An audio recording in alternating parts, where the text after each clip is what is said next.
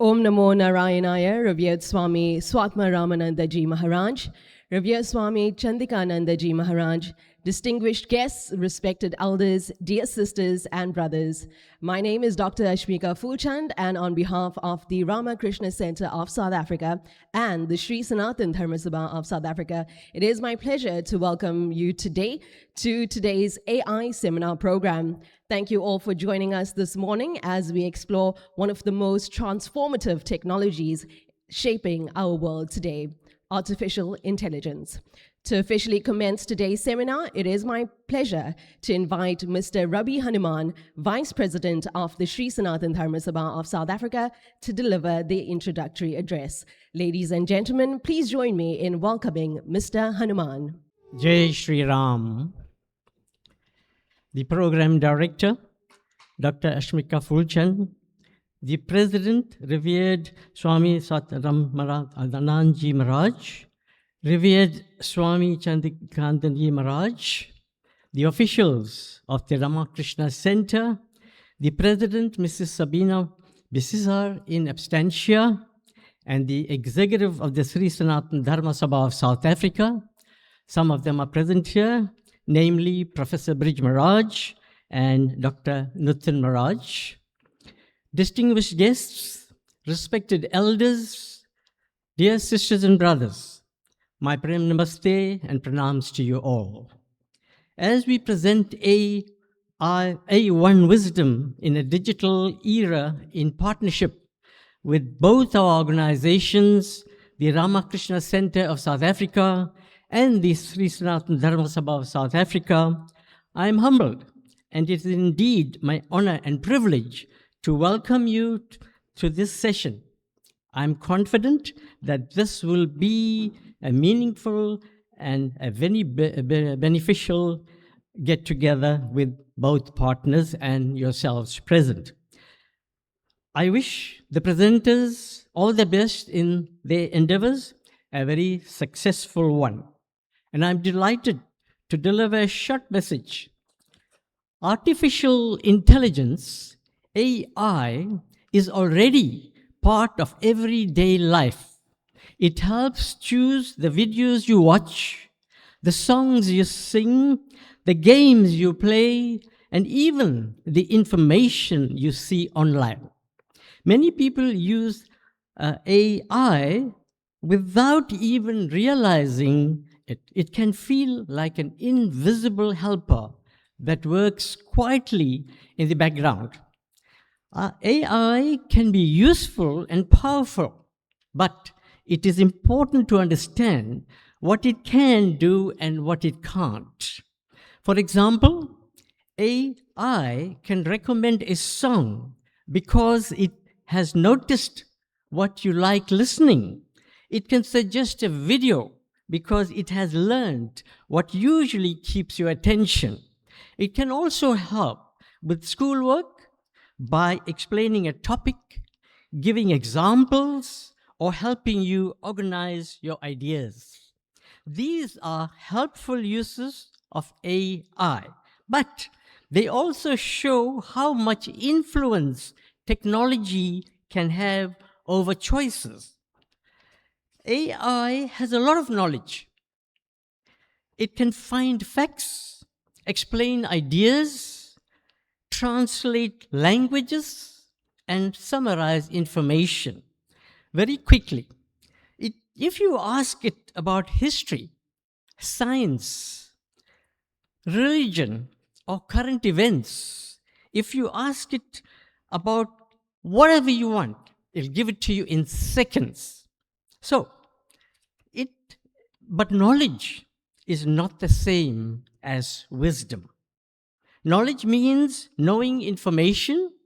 Wisdom means knowing how to use that information in good, kind, and meaningful way. The difference matters because facts alone do not mean honesty. It's always feeling courageable, and it needed to tell the truth. Wisdom comes from real life. It comes from making mistakes, learning patience, and saying sorry. It also comes from watching how people behave when life is hard. Parents, grandparents, teachers, and elders often carry lessons that come from experience, not just books. However, learning about faith is not only collecting information, faith is also about prayer, reflection, respect, community, and personal experiences. It grows through conversations, ceremonies, festivals, family traditions, and moments of quiet thinking. These things cannot be fully replaced by a computer screen. But AI cannot replace real faith, real community, or real human connection.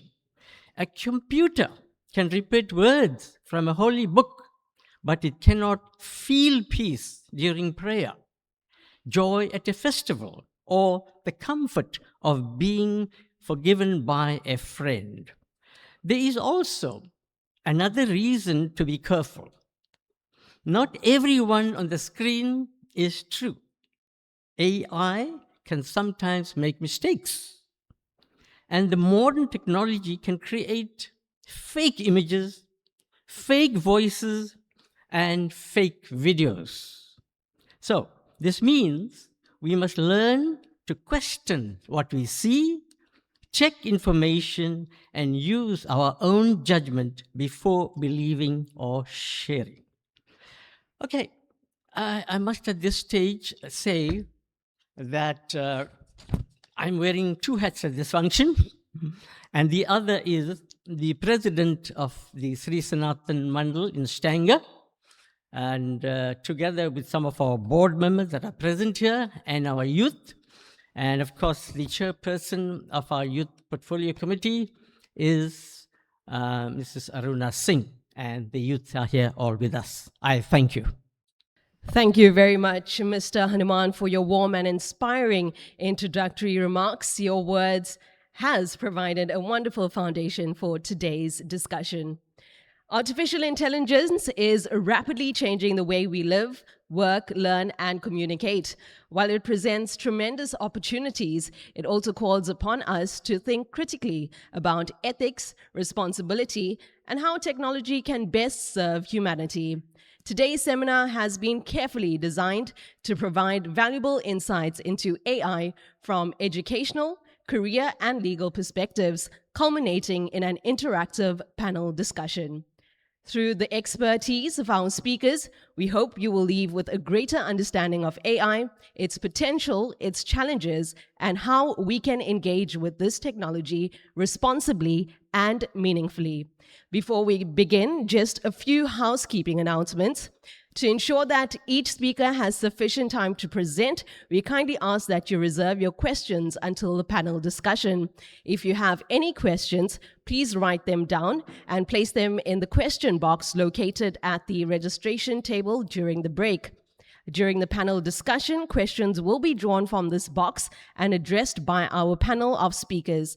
Preference, however, will be given to in-person questions using the mic. May I also kindly ask that all mobile phones be switched to silent or vibrate, and please could you all maintain silence during the presentations as a courtesy to our speakers and fellow attendees. Ablution facilities are located outside the hall to my right. It is now my honor to introduce our first speaker, Professor Sunil Maharaj. Sunil Maharaj is a professor in the Department of Electrical, Electronic and Computer Engineering and is currently the Vice Principal of Research, Innovation and Postgraduate Education at the University of Pretoria. He is an electronic engineer with experience in industry, academia, and consulting. He is professional engineer registered with the Engineering Council of South Africa and holds a PhD in electronic engineering from the University of Pretoria and an honorary doctorate in technology from Malmö University in Sweden. He has more than 200 international peer-reviewed conference papers and journal articles, books and book chapters, and 2 international patents. Dr. Maharaj is a non-executive director of 6 companies and chairs the board of 2 of them. His research interests are in broadband wireless technology, cognitive radio systems, digital twins, and next-generation 5G, 6G technology for African development. Today, Professor Maharaj will be presenting on AI for the next generation, why it matters. In his presentation, he will explore why artificial intelligence is becoming an essential part of our future and why understanding AI is increasingly important for the next generation. Ladies and gentlemen, please join me in giving a warm welcome to Professor Sunil Maharaj.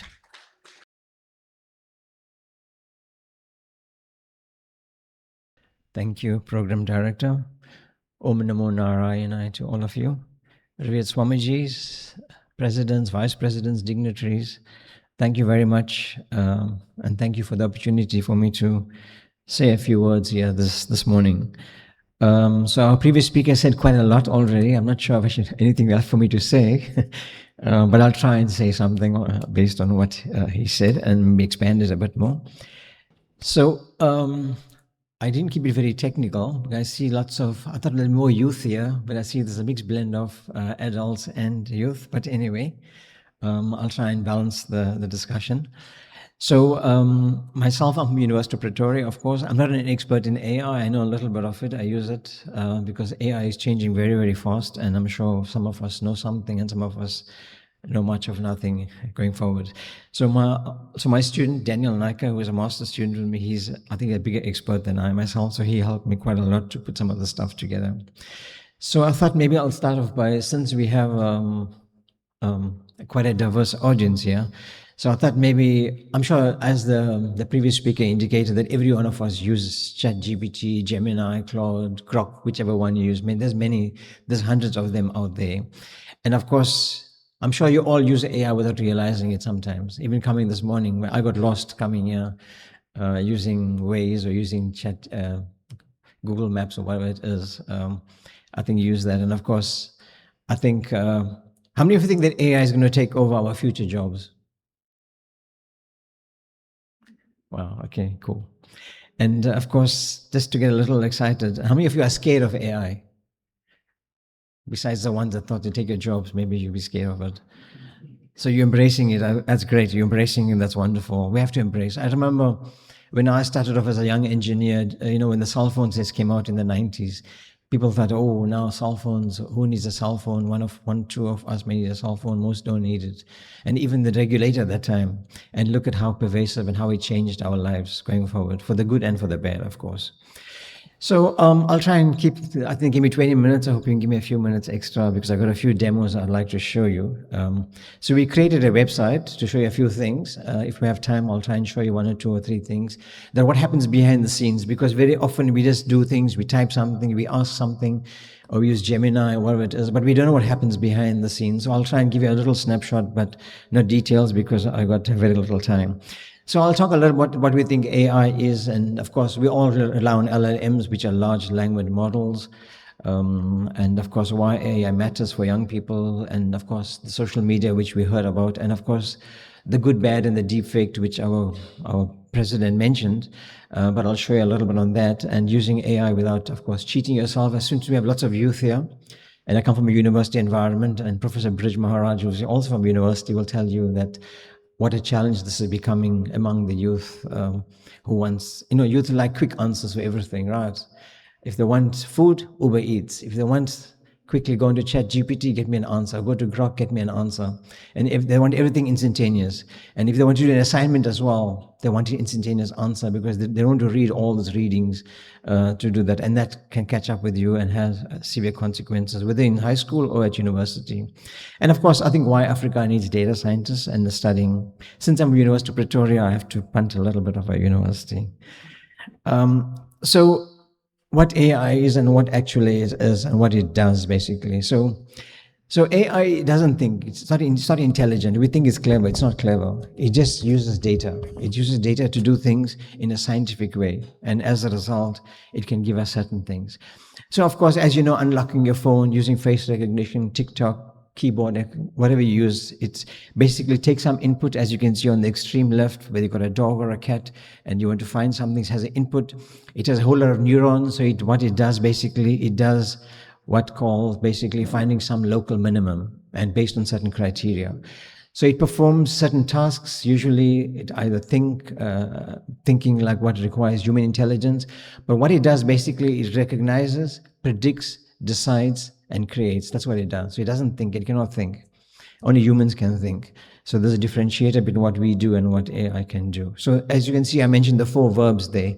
It can recognize, it can predict, it can decide and create. And those are the anchor to reposition something that goes forward. So the AI is something we learned a lot about in the recent past, but it has been around for a while, for the last 70 years, as you can see. So the term AI was coined in 1956. And then, of course, we know in 1997, Deep Blue beats Kasparov. Those of you that chess fundis out here. And of course, deep learning, imagining came on board, and then AlphaGo beats the world champion there.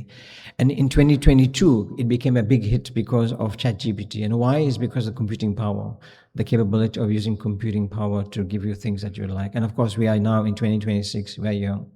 So just to give you some perspective, we started AI at University of Pretoria somewhere around 2005. And in 2007, we had the first research chair, the National Research Foundation in the country, on AI. And you find lots of the work where you look at particle swarm optimization is one of the techniques you'd use basically. There are many techniques you can use in AI that does the analysis for you. PSO is one of the key things that was developed and refined at UP going forward. So how does it actually work? So we have what we call neural networks, or what we call neurons, some call it neurons. It's a stack of tiny decision makers. So you have some input, it has decision makers, and the decision makers is based on the data it has. So that's what we call training. So that's why you need GPUs, which is sophisticated and very complex computing power, because think about it, if you have millions and millions and terabytes of data you need to go through, how do you find an answer or response to a particular thing?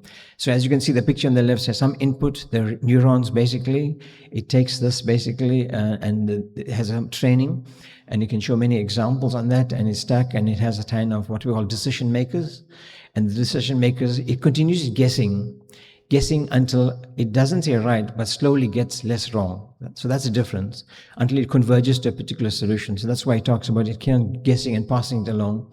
So the term they use is called parsing, P-A-R-S-I-N-G, or P-R-S-E, not P-A-S-S, parsing. And slowly it gets it less wrong until it gives you an answer. So there are different ways you can set this up to give you different answers, and that's how it works behind the scenes. So when you put in a question now and you get an answer like almost a few seconds later, that's because of the sophistication of the computing power we have.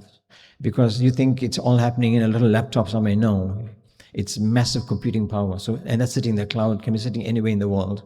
And of course, we have what we call data centers, as we know. So this is happening behind the scenes. So what we have today is pretty powerful, as you can imagine, going forward. So it has training. So it trains on the data we have. And that's why LLMs are important, because more data you have, the more richness it is. And as you see, you get incorrect answers sometimes because it doesn't have good enough data in that particular area.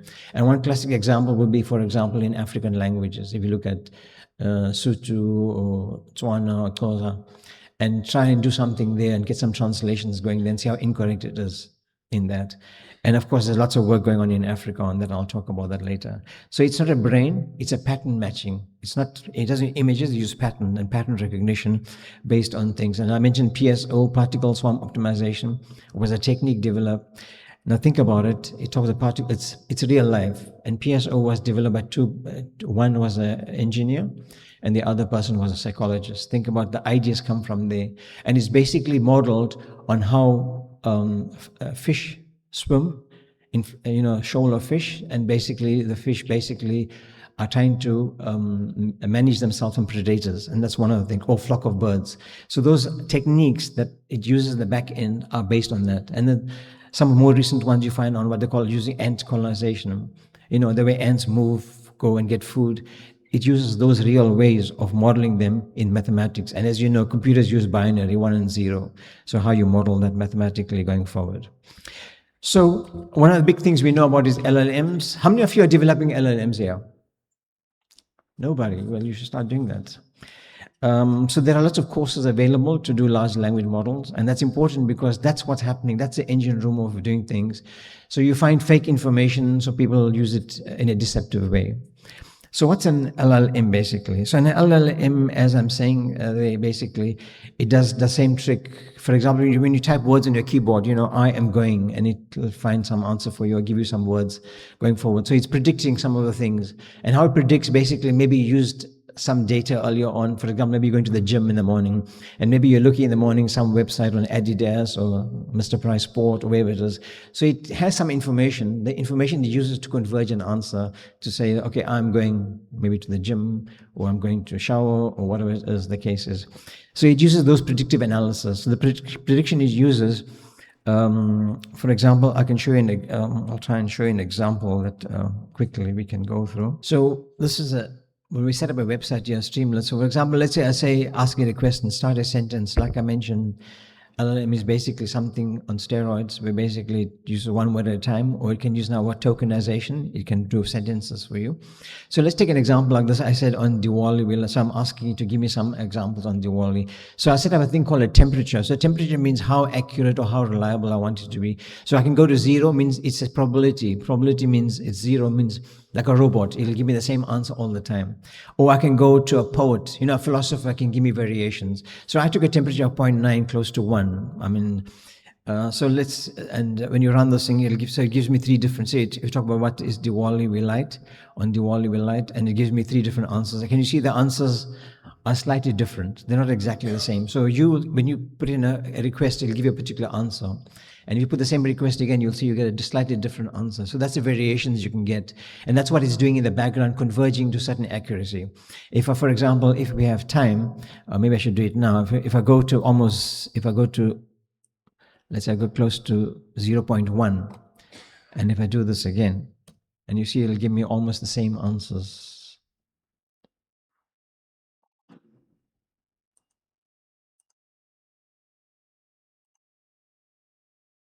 If I can get my internet to work here. Okay, let's go now.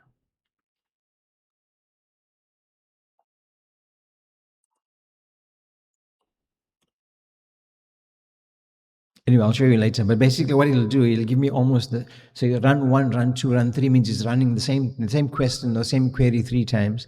It gives me the same answer all the time going forward. So that tells you basically, get this thing to go again.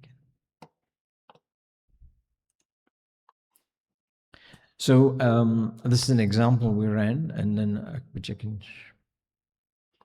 So that's why I call it the temperature slider. So it gives me certain keywords. So that's how you can do this on the LLM. That's what it does. So you can write your own LLMs, which now there's training programs for that to do these kind of things. So I think the previous speaker mentioned about social media and the social media in your pocket, basically. And of course, so what we need to think about here is that, we can watch something for us. So how it determines things, it depends on how long you watch a movie. If you watch a movie to the end, obviously it likes you like what Netflix or YouTube gives you. Or if you swipe something almost within 2 seconds, it captures the information. So it basically records a whole lot of things. And based on recording a whole lot of things, it can work out using the LLM, it can work out a whole scenario planning, basically. So it's not thinking, it's using different inputs it has, and based on the various inputs it works on certain probability or certain statistics to say what's the probability of this, the probability of that, and then it gives you a particular answer. And sometimes it gets it wrong as well, so that's why you don't realize, you say, okay, change it, but meanwhile it's learning from you as we go along. And so that's how when you say I like, or you rewatch something, or sometimes it pushes something to you, and then, for example, if you look at something on your religion, all of a sudden it pushes something on politics and you don't click on it, it knows you're not interested in that area. So that's how it'll kind of give you a different kind of options moving forward. So from an engineer's seat, of course, the operational reality is we have data pipelines, we have GPUs, which I mentioned, with graphical processing units, which runs maximum load, which is doing the stuff in the back end, which you don't realize. And of course, there are many disciplines involved in this: computer engineering, computer science, information technology, lots of mathematics, a lot of statistics. So for the youth, that's, if you want to learn more about this, these are kind of things you need to learn about. So I think that the issue is why AI matters in the next generation. I think it's becoming pervasive. We already know this. It's a general purpose technology, similar to what we have energy. We take energy and electricity for granted now, unless we get load shedding. But like technology and electricity and the internet, it is transforming lives, and transforming healthcare, it's transforming agriculture. It's transforming everything we do. It doesn't matter what age you are, so it's pervasive as we move along. And of course, as we mentioned earlier, responsible AI, and that's, everything has the good and the bad. And Swamiji is sitting in the back and he makes many of these jokes, sometimes at satsangs, I'm sure you see this, and sometimes those jokes mean a particular thing, not because trying to be funny, but it has this particular impact. And it's important that we also realize that it must be ethical, must be human-centered, and of course inclusive at the end of the day. And of course, there was some survey done, and 86% of those surveyed, particularly employers, expect that information processing technologies or some aspect of AI you need to know. And this was a report pushed out by the World Economic Forum in 2025. It says that all employees now, so we need to know something. You may not be an expert. Obviously, if you're a philosopher, or if you're a poet, or you're a psychologist, you don't have to know all the things I'm talking about that happens in the back end, but you need to have some idea of this. It's like a chef. A chef needs to know all his or her ingredients, but they don't have to know this particular product I'm using, it was manufactured in this factory with this compounds and this particular process. They don't need to know all that detail. They just need to know, I'm using this baking powder, this is the composition, this is the expiry date, blah, blah, blah, and use it. So that's kind of thing. So it depends on the type of work you do that you will need to look at some of the things. So this was a UN report, and this came out last week, so it's hot off the press. It's the first report that's come out globally where they've done exhaustive surveys across industries, employees, and communities. The United Nations report, and you probably saw last night on TV, they were showing some of the stuff that was happening in Geneva. So these are things, they said, the opportunities for AI going forward. Support the SDGs, the Sustainable Development Goals. We know the 17 Sustainable Development Goals. It improves healthcare and diagnosis. As we know, it's used a lot in cancer treatment, for example, because it can use, I mentioned, pattern image recognition or pattern processing. And of course, expand access to education. As we all know, we can use it for learning math, science 24/7, anytime, at your own place and your own pace. And you speed up your scientific discovery, strengthen agriculture and accessibility, and of course, create value with skills and infrastructure, of course. So the benefits are not automatic, and of course, access remains uneven, as we know in Africa. And of course, capacity matters because people may not have the expertise and the knowledge. But there are lots of high impact areas that has been determined that are important, and I'm sure most of you may be familiar with it. Science, technology, education, agriculture, and of course, accessibility are important things. I know I'm rushing for time, so I'm going to move on a bit more. Of course, it can be your best study partner, as we heard earlier. It can explain concepts. Those of you that are studying, you can learn, do a particular maths problem, a particular area. If you're learning, for example, maybe parabolic equations, you can ask it, give me examples or questions on parabolic equations, and you can try and work it out, and it can give you the answer and help you with that. Or if you're doing medicine, for example, and you're learning a particular area, you go to Grok, for example, which I'm familiar with. You can ask it questions on this particular area on surgery. Give me possible questions one can ask. So it can help you as a very good learning tool, and it can even correct you as well. But you need to be using it with some discernment, because you can also give you wrong answers as well. So, of course, I'll move on. Of course, the do's and don'ts we know about AI. You can help it to explain a concept. So don't cut and paste. Let students do this very easy way. Like I said, you want an answer, you want a quick answer, and I don't want to think, now it's late at night, just copy this answer. And there are ways you can pick up these things, And you can ask it to suggest things. You can use it in a closed assessment kind of technique. Like I said, if you learn a particular area, and of course, declare your use of AI honestly, and that's important and skip the thinking part. So I think AI declaration is important. From a university point of view, we ask this all the time of our students now, because people copy things. And now you can even write a thesis using AI, but it can give you lots of nonsense in it. But only a person who knows the field can determine that these things are not true. Or even you write a journal article or something, or a report, it's very easy. So you have to use it in an honest way. And of course, now declarations ask you need to be specific whether you used it. So I use Gemini to brainstorm, for example, 3 possible angles, but I use that, and that's my contribution to the work. And that's important in terms of using it intelligently and carefully. And of course, early, because it can damage your career, because you can be caught, for example, copying stuff, and then you get excluded, and that's the end of your career. So it has consequences, whether in school or university. So it's very important we use it very, very wisely. And even in work as well, it could impact you as well. Okay, so polishing, being honest. Polishing doesn't mean that it wrote it for you. Sometimes you can write something or use Grammarly, one of those packages, and ask it, can you please check this for me and correct my language or my English, whatever it is. Okay, so why Africa and South Africans need AI? So we know 50% online jobs, postings now, both in Kenya, Nigeria, and South Africa, are basically require at least some digital skill. And this is basically the World Bank report that came out in 2025, I mentioned. And of course, the UNESCO AI for 2025 statistics shows that. And of course, we know in South Africa, it's a big challenge. South Africa, youth unemployment rate is pretty high. It's catastrophically high. And I think digital skills will help us to get people to be more employable moving there. And of course, internet penetration is still a challenge. I think in South Africa, we're very fortunate. But if you look on the African continent, it's atrociously very low. And that needs to be addressed to get people to learn data or data skills. And of course, data scientists do matter, as we can see that's going forward. So at University of Pretoria, I mentioned some things. We offer many programs: engineering, computer science, IT programs. And like I mentioned, we started AI work in the early 2000s, and we have a master's program in that, in AI and data science, the first one in the country, where it's worked with industry. So every project you do has to be industry-based, and that helps a lot in terms of doing work with industry as well. So what does the AI person actually do? There are many things. It's not exhaustive in any way. You can be a machine learning engineer, you can be AI safety and doing ethics. Ethics is an important part in this. AI research scientists doing work, data scientists taking large quantities of data, finding patterns, writing algorithms. I mentioned to you some of the techniques that you can use for these things. And of course, maybe selling products and developing this. So the specialists basically are among the fastest growing jobs, I think, locally and globally going forward.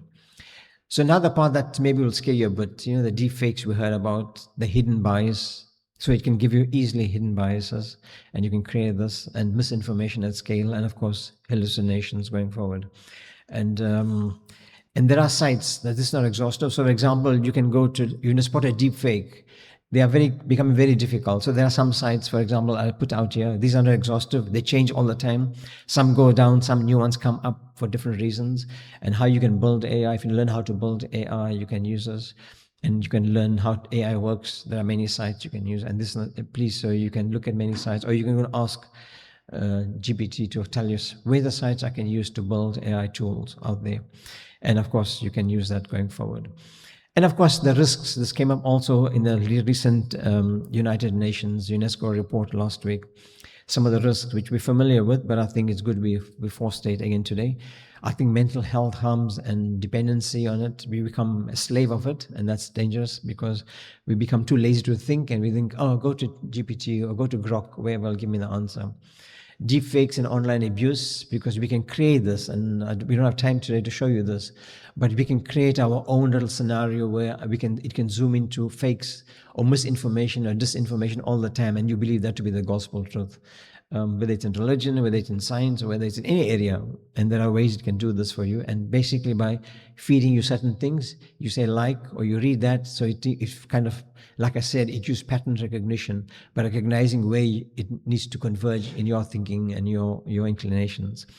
And of course, misinformation, we know about that. Cybercrime, fraud, I'm sure some of you may be familiar or know people who are involved in fraud or experience or victims of it, sorry. And of course, loss of control of autonomous systems. That's a dangerous part. As we know, the life is becoming more and more autonomous. We have drones out there. That's now we'll have autonomous vehicles out here and so forth. How do we manage all those things? How we prevent people from hacking into these things? Because people can hack into it and create disruption or destruction, as we can see in the wars, for example. And of course, wider inequality. And South Africa has a big, what we call the digital divide, and this can maybe exacerbate that going forward. So it's important we understand the skills that we need for it, as I mentioned there, going forward. Of course, I think I'm running out of time, so I'm not going to go here a day. But I think the 5 key things I want you to remember is that AI is a pattern matching process at scale. It's powerful, but not magic. So it's not magic. People think it is. And LLMs needs to predict the next word or the next sentences. It can do the sentences now in chunks.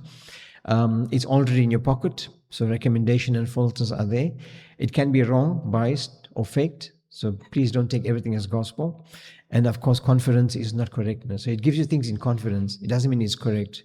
It gives you things in fluency. It doesn't mean everything is right or well structured. You have to read it. Because some of it, if you understand a particular area, you'll see that this makes a lot of nonsense if you understand that in that particular, especially in technical information. And of course, use it to learn. Do not skip learning. And of course, as I said, declare it. And if you find this interesting, we can pull some of the stuff at UP. So in closing, Chair and Program Director, so I think Swami Vivekananda always said that, education is a manifestation of the perfection already in man. And what I'm saying is that if AI does not assist to manifest the perfection in you, then of course you must dump it. You must not use it because it's going to create destruction down the line.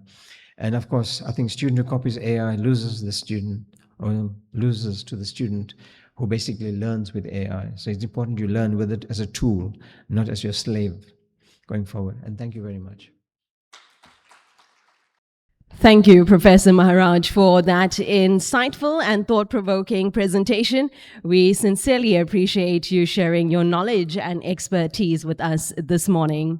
Dear attendees, it is now my pleasure to introduce our second speaker today, Mr. Sudeep Basu. Born in India and now based in South Africa, Mr. Basu has built a career at the intersection of technology, entrepreneurship, and innovation. He began at IBM in India while pursuing a master's in computer science before choosing to leave a conventional path and relocate to South Africa in search of something more expansive. After working with Riverside Software Solutions and consulting through Edge Evolve, he founded Jumping Loops Partnerships in 2023. The company helps small and medium-sized businesses grow through technology, partnerships, trust, and human-centered thinking, with a focus on building ecosystems where collaboration, ethics, and innovation thrive. Mr. Basu is known for seeing the full vision of an idea before it exists. From AI systems to recruitment platforms to infrastructure challenges in Africa, he approaches problems as interconnected systems rather than isolated parts. As AI continues to reshape industries across the globe, understanding how it can enhance our careers and professional development has become interestingly important. Mr. Basu will be presenting on AI for your career. We thus look forward to hearing Mr. Basu's insights on preparing ourselves for an AI-driven future. So, ladies and gentlemen, once again, please join me in welcoming Mr. Sudeep Basu. Hello, everyone. Namaste. My name is Sudeep Basu, and after the 2 speakers already, everything I had to say to you has been almost said. So I'm at a spot right now, so I would need your help to actually work through what we're going to do today. And it's about careers, but using AI. So let's begin. Questions of this has already been asked, and people have asked you, have you used AI? So we have already known that in some form or the other, consciously, unconsciously, each one of you have somehow used AI, right? So what is it? The professor has gone deep into what it is, but to explain to younger folks, imagine a student, right, who has read every book, every article, and web page a human could ever read or write, and then you ask it anything, and suddenly, magically, it tells you what it can actually explain in such a beautiful way. So, like the professor said, it learns patterns, and it works with you to actually go and give you solutions that you would need. So what I would like to show you today, right, I've tried to make some demos. I think I'll move closer to them so that you can see how do you actually talk to an AI. If you can take that with you today, that would be very helpful. So I'm going to just move between my various things. And when I asked Nolita the first time, what kind of audience would we have today? She said it would be somewhere from 6 to 60. So I thought there would be 6-year-olds sitting here today, but they're not here. But I'll just show you the power of AI. To do something like this a few years ago, it would have taken me months of analyzing and doing things. But like the professor said, robots are here. They're coming. You have self-driven cars. So I try to create a robot using technology, and it is here. So let's meet the robot. Let's talk to it and see what it has to say. Hi friends, I am Buddy. I am made of plastic, motors, and a whole lot of code. Also, a tiny bit of mischief.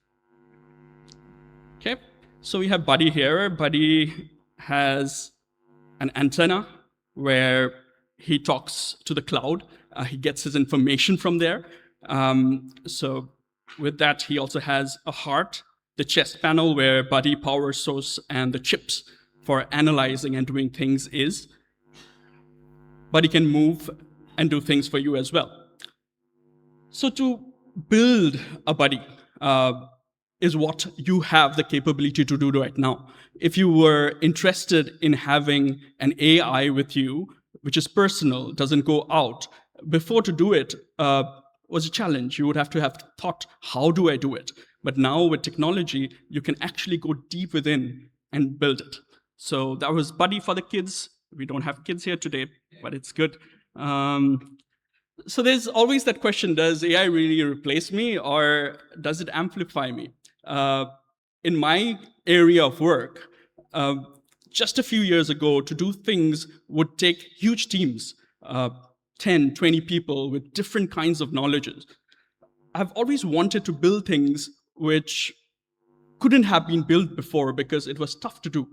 And now with AI, with all my understanding, the foundation that I have in technology, if I actually take it, I can use that to build systems which was not possible. So I can vouch for the amplification, but you have to be very careful when you do it to be sure that the data, the things that you use, you understand very well. Okay, the superpowers it would give you for your career. How many times do you go to college or school and want to ask a question, but you're scared, not knowing what the teacher would say? Even in this presentation, they told you not to ask your questions, just keep it for the end. With AI, you can always ask these deeper questions. And that would give you answers which you would be very scared to ask. And coming from a Google world where we would Google, find things, it was a challenge. But now, if you can ask in a method that I will show you in some time, you will see the answers that are coming up are so valuable to your careers. It just makes sense to use this. Okay, so it'll help you as a tutor. It can be a career compass for you where you need a guide. It can be a guide that is always beside you. It can help you build your skills to be very specific. If you like something and you want to go deeper into it, it can take you down that rabbit hole as much as you are interested in doing it. Okay, and it's also an opportunity finder. You can find opportunities for your career using it. There was this thing that I heard the other day where a guy was retrenched and then he used the AI to find his dream job, actually, where he analyzed the different jobs in the market, the things he could actually do, and after talking with the AI, pinpointed what he could find. Okay, so we're not going to do this. Let's go to learning how to talk to the AI. Okay, this is another demo where you will see, we'll take a question. Someone has a big interview, right? In 15 years, he's not done an interview. How does he do it? So he goes and he asks the AI, please, can you help me? 15 years of real work. And it comes down and tells him, it is having a conversation with him. The interview asks him a question, he answers. The AI can also tell you how to do it. So usually many times when we go to AI these days, we use it like Google, like I said, we ask it, help me with my interview. But there is a particular way. I'll show you a 5-step method. If you can take this home with you today and try it when you get back home, you will see the answers that you get out of the AI will actually be very specific to you. So right now we'll see how did this work, okay? So most people would ask, give me interview tips, and then you get a generic answer. But if tonight you go back home and you go to the AI of your choice, and then you first start with assigning it a role, be my interview coach, okay? Then define the task you want, ask me questions that the question, it could be strong questions or easy questions, or you can define what you want for it. You can add a background of who you are so that when it asks you, it is more specific to your requirement, and you can set the constraints. Remember, there are times when things go wrong. So this is where you set constraints and you tell it, like over here, be kind and honest and keep every tip short enough to remember under pressure. And the last part of doing something like this is to iterate. Every time you work with the AI, the first pass might not be what you want, but the fact that you can go back to it and ask it again and again to get an answer that is worthwhile is something that you can do. So if you take this from today's talk that I had with you and you go home and you try it, you will see there is a difference in the way you are communicating with your AI. Okay. Okay, do you want to play Spot the AI? It says, which sentence was written by AI? The first one, the chai vendor at Durban station mixed cardamom into every cup like a small prayer. Or Durban's vibrant cultural tapestry is a melting pot of diverse influence seamlessly woven together. Second one, okay, let's try. Yeah, you're right. So AI loves words like vibrant tapestry. So the fact that it has been learning with all the data that it's had, when it sees words and things that are repeated, it usually uses that, and it's very easy to pick it up. But when you go to the constraints that I just showed you and you say, speak like a human, or don't use AI slop, it learns even that and then gives you something very worthwhile. Okay, let's see if we can spot more of this. Okay, what is real advice from a human career coach? Leverage your synergic skill matrix to actualize your career trajectory, or pick one job where you're serious about. Spend an afternoon talking to one person who does it, then decide. Second one again. All right. Perfect. Okay, 2 more. AI wrote 10 jokes, which is most likely AI generated. Second one. Yeah. Okay, so it says AI humor is often very technical. So again, when you talk to the AI, having it in that format where you can tell it how you want the answers to be just changes it. And then you get valuable information coming back that you need. Okay, one more. You ask AI for medical advice. What should you do with that answer?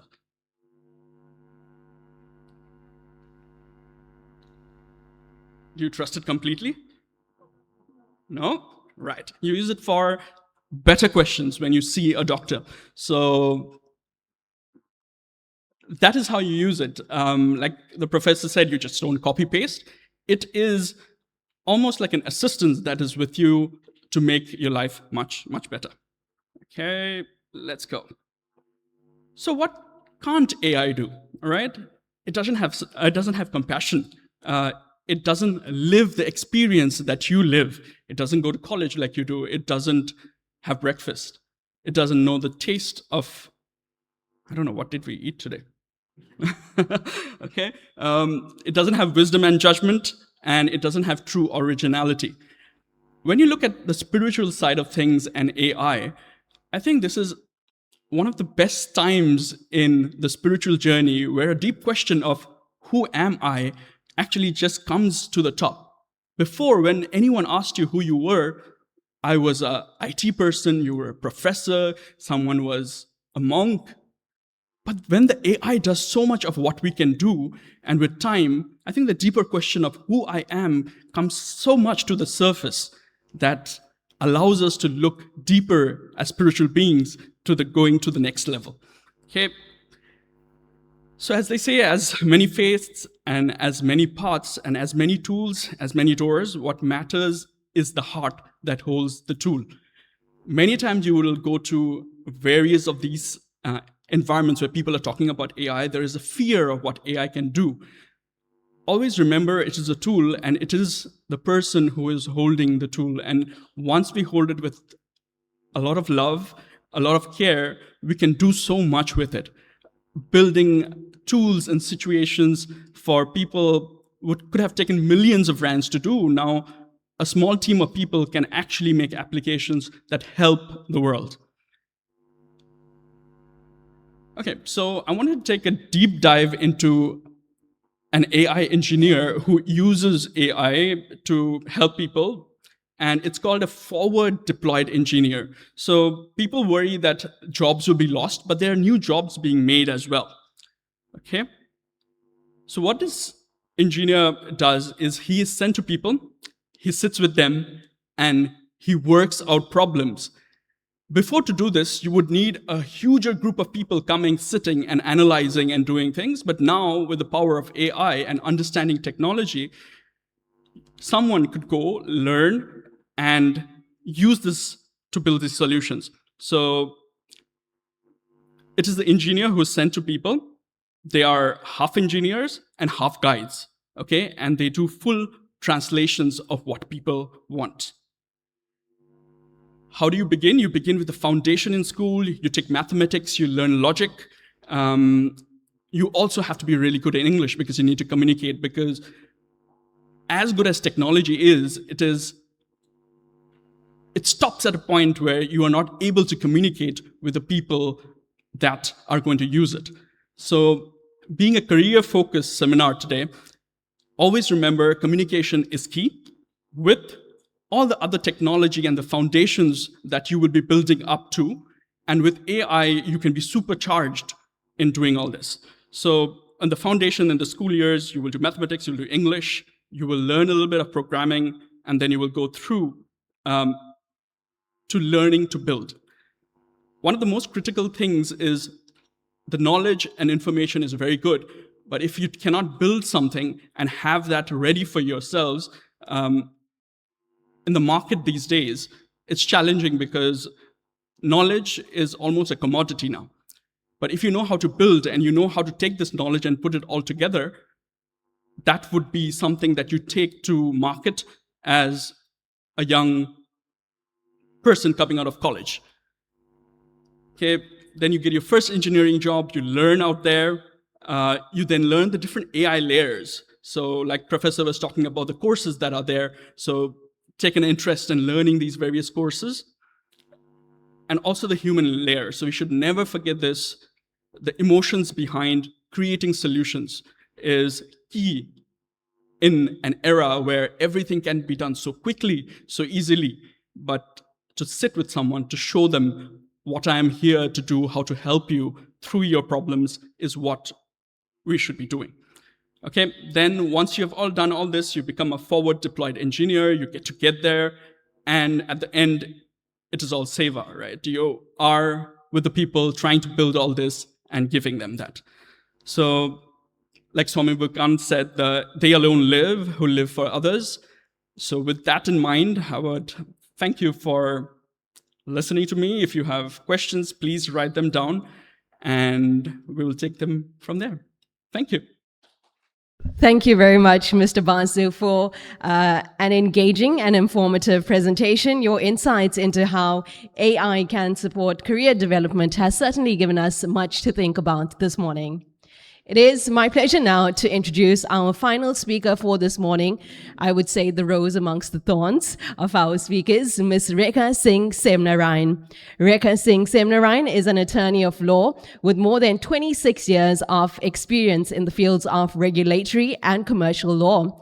She has held positions of Head of Regulatory and Research at the SARB, Chief Legal Counsel at BankServe Africa, Senior Legal Counsel in ABSA and Standard Bank. She is currently the managing partner of a legal practice, RSS Inc. She brought the first matter of AI in the High Court, where she successfully defended her client's interests. Ms. Rekha is passionate about social justice and protecting human and religious rights. Ms. Rekha has also represented South Africa in various international fora, formulating policy positions that become legislation. Today, Ms. Semnarine will be speaking on the legal implications of AI. As AI becomes more integrated in our daily lives, important legal and ethical questions continue to emerge. Thus, Ms. Semnarine is here to help us gain a better understanding of these issues through her presentation. Dear guests, please join me in welcoming Ms. Rekha Singh Semnarine.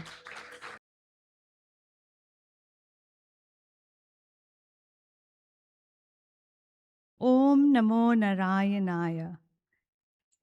Revered Swamijis, elders, brothers and sisters, I greet the divinity within each one of you.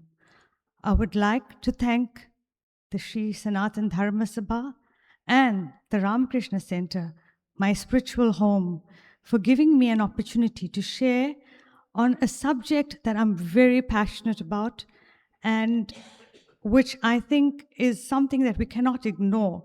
But if we do not bring it into the context of the purpose of our lives, which is to see God in all and serve human beings, then that too is a tool that's not relevant or should not be given attention.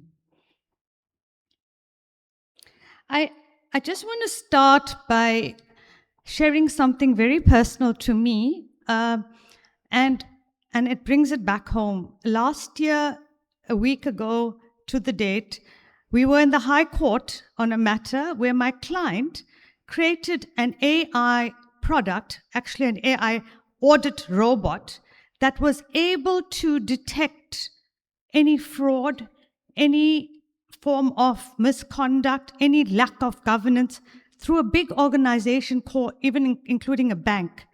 And it won international awards. My client developed cancer, which became stage 4 and was critically ill and given, before this matter, 3 months to live.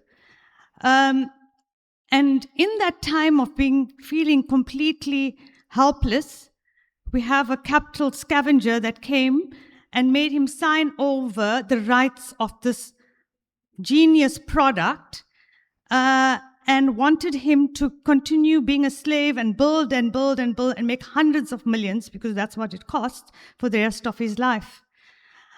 We were taking instructions while my client was in theater.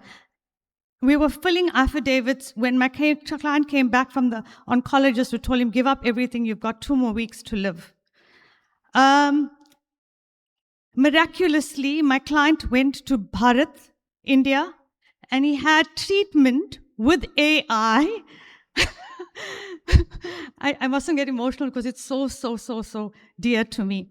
With AI, where AI detected how the pattern in the production of those cancer cells can be stopped by using AI-generated mechanisms to kill those cancer cells. So did AI save my client, or was it the grace of God? My client is cancer-free today.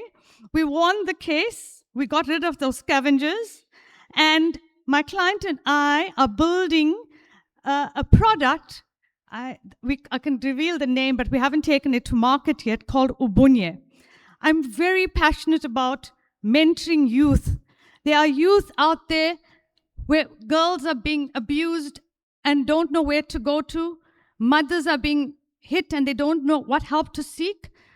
And they need more than a mentor. They need to call somebody. So we're developing, and I'm very passionate about that because we do it informally. We're creating an app or a system that can be used on WhatsApp where a student or pupil, I think we're targeting grades 10 to 12 now, can reach to this AI. The AI will tell this child, ask the child a whole few questions, give it mechanisms to calm down, give it information as to where it can get help.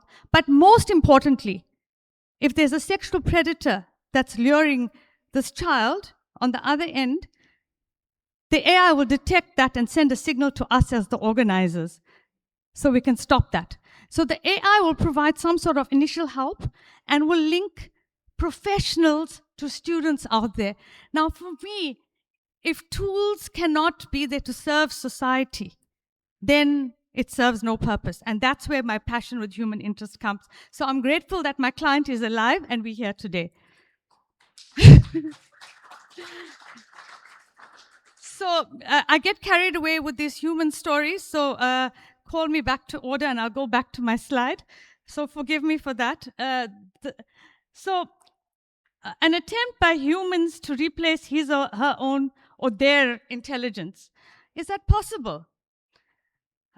So recently I've been toying around what happened when the internet came. We all became so excited. So what's the difference between the internet and AI? The internet is like a library. You search like an encyclopedia, but it's electronic. You get some information back. But what AI does is it takes data. And you all know data is as good as what you feed it in. So people can be feeding wrong things, incorrect information, and it gives it back to you, right? That's what AI does. So for me, this is where the brothers before me, thank you for creating a platform. It makes my job easier because you created a very good grounding as to what AI can do. So where does the so-called intelligence come from? The intelligence comes from the fact that the system will take all the historic data, all the current data, and it can make a decision. So the human mind is superior because it can make a decision. Let me give you an example, and I'll get to that example later. The decision, you create a car who is without a driver. That car will have to make a decision as to, maybe we could say if there's a robot, the sensor will stop the car, cause the car to stop. But in the middle of the road, a dog appears. The car can't be programmed to that. There's no driver. So the AI has trained the car to stop where there's a dog or to do all sorts of things. And then I'll deal later, who's liable? The manufacturer of the car, if the car kills a dog, the driver the owner of the car, or the robot, or the pothole in the municipality who created the pothole. So we'll talk about that later. So AI is not a fad. I think it's here to stay. And it's like the dinosaur. If we don't embrace change, we too will become extinct, right? And I explained to you why AI does have legal impact, because we could be creating robots that could be killing people, or robots or cars that would be emitting bullets that, and if the wrong button is pressed, it could take out a whole city. And those cars are being created, right, for the armies. Sorry. Oh, I love this slide. I love it, love it, love it. It's my favorite slide. So it's called the irony of the times. South Africa doesn't have a specific AI Act. We made submissions on the AI white paper. So you have a white paper, you have a policy, and the policy becomes an act. But all countries have to adhere with some international standard, which is normally set by the United Nations. And for us to play in the international world, like banks or whatever, we have to have certain laws in place. Otherwise, we are prohibited to play or to interact with the world. Like, for example, FIC, which deals with anti-terrorism and funding that can be used for things that are not good, right? Those standards, if we didn't have them in the bank, as you may have heard recently, we wouldn't be allowed to be banking internationally, right? So similarly, with all law, there's some basic standards we need to adhere to. POPI, which is privacy, and so forth. So we tried to create an AI policy, and we used AI, and the minister had to revoke the policy because it lacked credibility. So for me, that's the biggest irony of the time. We become monsters of our own creation if our intent isn't pure, if there's no discernment, which is viveka, and which is what the basis of our spirituality is, right? And that is why, that comes to the next point as to why we need laws. Sorry, this minister, now they're busy redrafting that, and I hope they don't use AI to do it. Sorry. So we need laws and bodies to ensure that there is an enforcement of law and protection of human rights and interests from often the powerful against the vulnerable. For example, we are consumers in the banking financial system, right? And if there's a system there that takes out all my money from my account, what recourse do I have, or what recourse does a pensioner have? So that's why we need law and courts and things to help the vulnerable, not to help the big giants, but to help the vulnerable. And I'll give you more examples later in my presentation. So in the absence of us having a law, a piece of law that governs AI, we're very backwards, we're very delayed, in that. We have to use the basic principles of law when looking at problems that come before the court on AI. And in my case, with my client, the other thing was my client did a naughty thing. He created an AI that was a law firm. That was a naughty thing. And the AI, the bot, was able to answer legal questions exactly like a lawyer would. And so before I came on board, it was dealing with this matter legally as if it was a lawyer. Right? So the point is that in those aspects of copyright, aspects of privacy legislation, aspects of who has a right to what, aspects of misrepresentation, which are general principles of law, will be used to assist in dealing with those aspects. Sorry. It's quite ironic. Another irony. I'm talking about AI, but I look so technologically flawed. So, as usual, we turn to in the absence of having law, the European Union Act that deals with AI, and it defines AI as a machine-based system designed to operate with varying levels of autonomy, and that may exhibit adaptiveness after deployment, and that for explicit or implicit objectives infers from the input it refers how to generate outputs such as predictions, content recommendations, or decisions that can influence physical or virtual environments, like the car hitting the dog.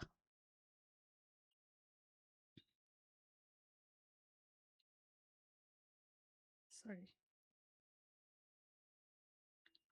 So I like this part, and I want to bring it back home. So technology is such that it evolves and evolves, and so does things like banking systems and life. So you cannot create rules to regulate specific things, right? So what the law normally does, and what legislators normally have done throughout the years, it creates broad principles to regulate, and it gives industry and humans some sort of discretion to ensure that it applies its mind in implementing systems so that it gives effect to the law. Because there's no way that a piece of legislation is going to predict how many systems AI could be used for. For now, we're creating a product where a helmet can go into a mine and read the temperature, read how many people have been there before, read and see how much of minerals are there, read and see if the miner is in danger, read and see the oxygen levels. So it's evolving. And so you can't predict it from a definite point of view, so we create principles. And as we have with financial legislation, the principles that the EU uses is that we need to divide or look at, in creating and implementing AI, the risks and the level of risk. An unacceptable risk, this category bans AI systems that create clear threats to human safety or rights. I love the car example again, and the other example I will use later is a robotic medical operation, right? With, for example, with toys with voice assistants promoting dangerous behavior or social scoring by governments that may lead to discrimination. So this is high risk. So you need more human oversight and you need more measures of control to deal with that. There was a case that was successful in the United States where there was a game created which almost created images and perception to youth that led them to commit suicide. They were seeking advice from this bot through this game, and these kids committed suicide. So that for me is reckless, because a child is a vulnerable part of society, and we have a duty of care to ensure that we don't create systems that will effectively control and cause harm.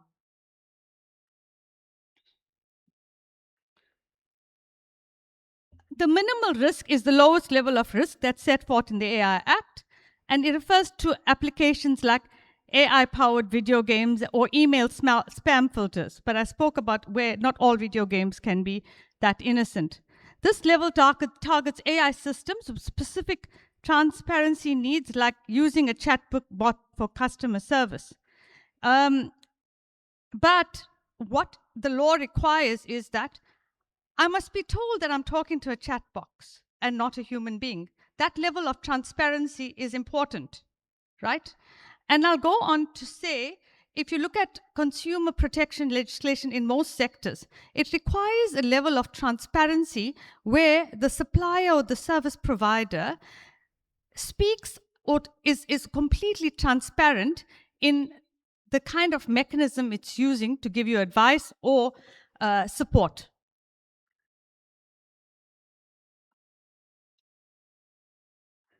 Yes, I spoke about that.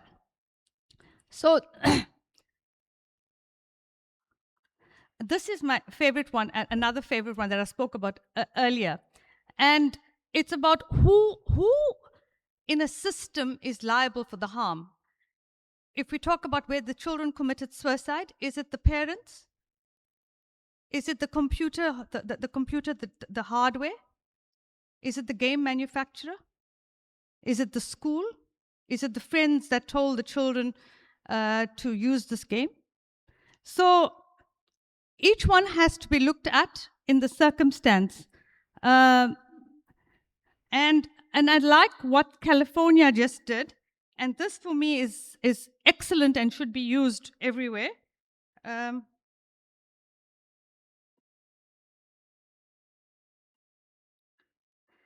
California developed a civil code that eliminates this liability shield, saying, I was sitting in my house, the car went on its own and it killed the dog. I'm not liable. Or the car will say, for example, it's BMW, or BMW will say it's the AI system in the car. So who's liable? So in the civil code in California said, any party that developed, modified, or used an AI system cannot attribute harm to the AI's autonomous behavior. So wherever there's a human intervention, there is liability. And I think that's an important principle. Let's take that back to I love this other example, to the surgeon that's using, and it's become an increasingly common practice where surgeons are using robots to do surgery.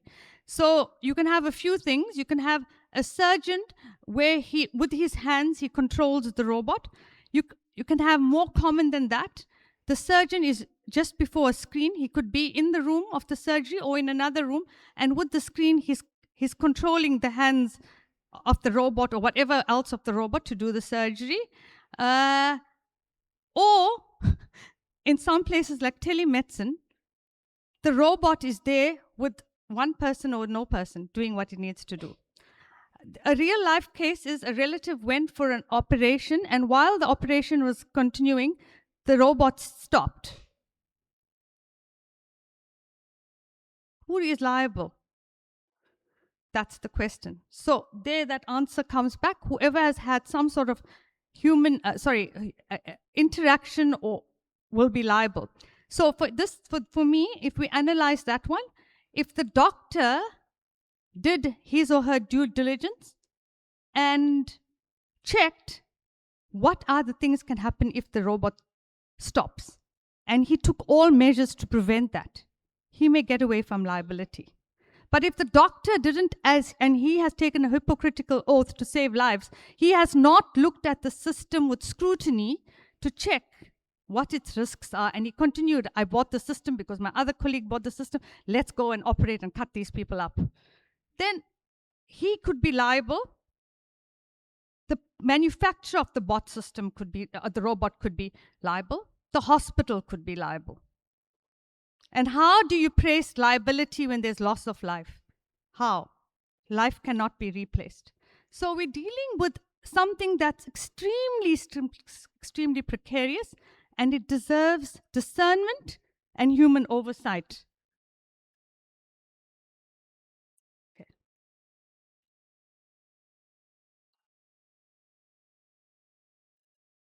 We spoke about transparency.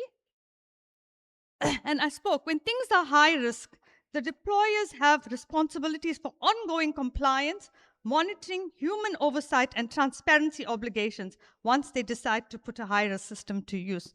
In the example I gave, the anesthetist had to give the patient more anesthetic. The robot had to be taken back.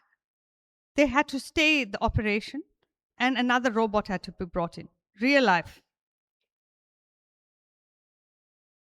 Or if the robot takes out the wrong organ, which has happened.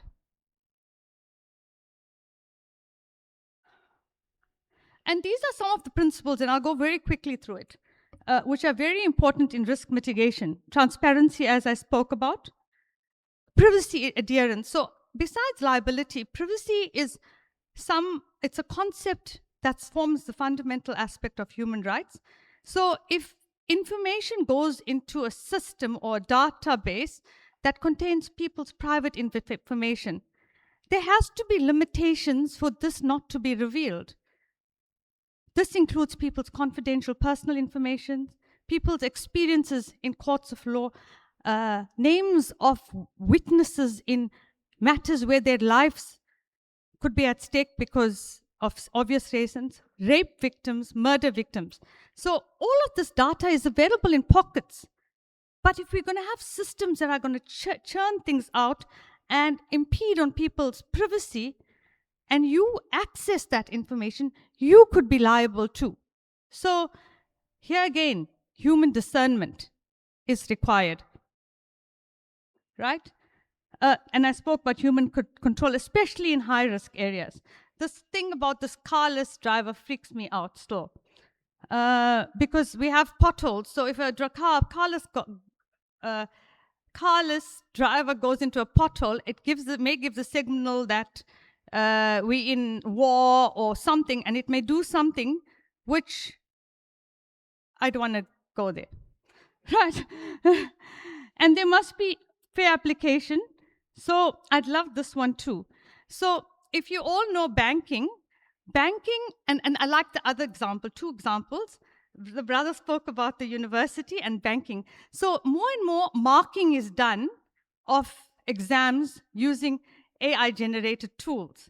Also, selection is done in AI-generated tools. By the way, I have to say my other victory was my child was applying to do medicine, and as you know, it's very hard to do medicine.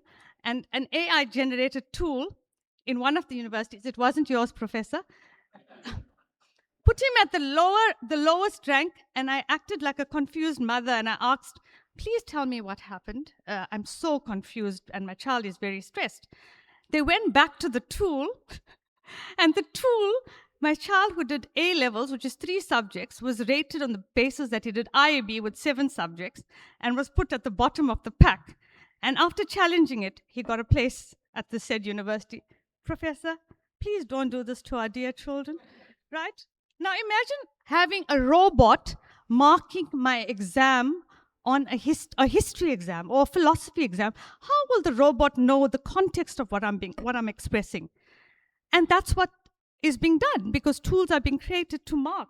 So, and the other example which I like is, so how are credit scores done?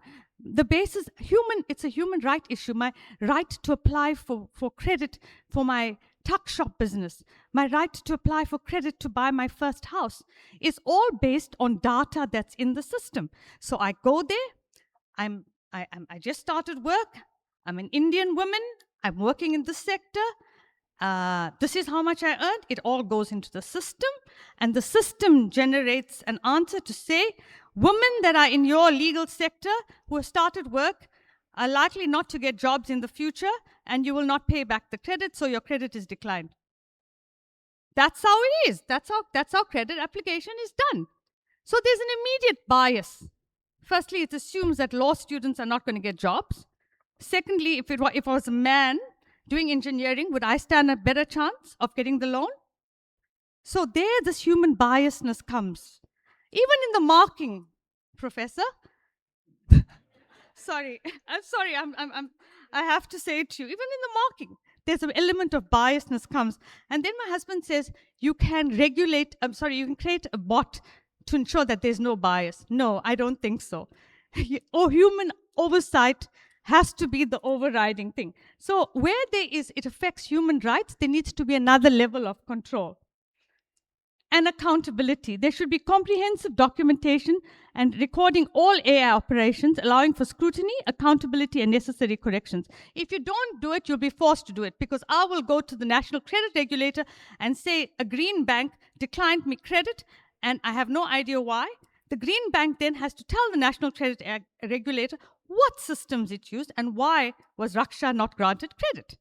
And if it can show that it used an arbitrary system, which they do use, then I would challenge the bank and I would sue for damages for the 2 years that I couldn't stay in a house, and ensure that they rectified, and I'll publicize what the bank did to me. Or I could have sued the university for my child being at the bottom of the pile.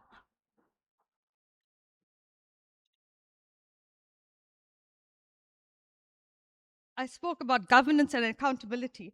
So who will be accountable in, for instance,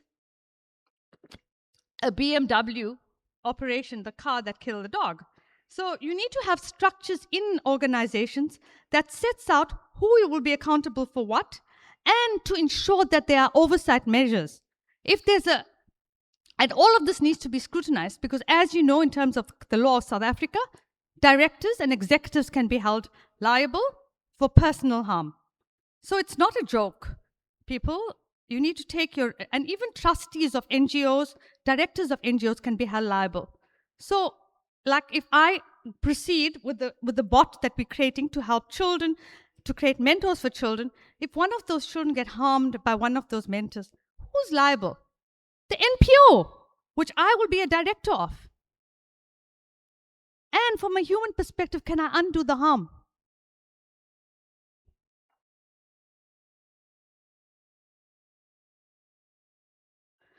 Okay, also, as we know, and the brother Basu spoke about human intent, and we can use technology for good and for bad. So you need to have, you can't buy a car without having brakes, right? You'd never buy a car without having brakes. Similarly, you need to ensure in all the systems you deploy, there's enough security, and you can show a court of law or anybody that you did the best to ensure information was safeguarded.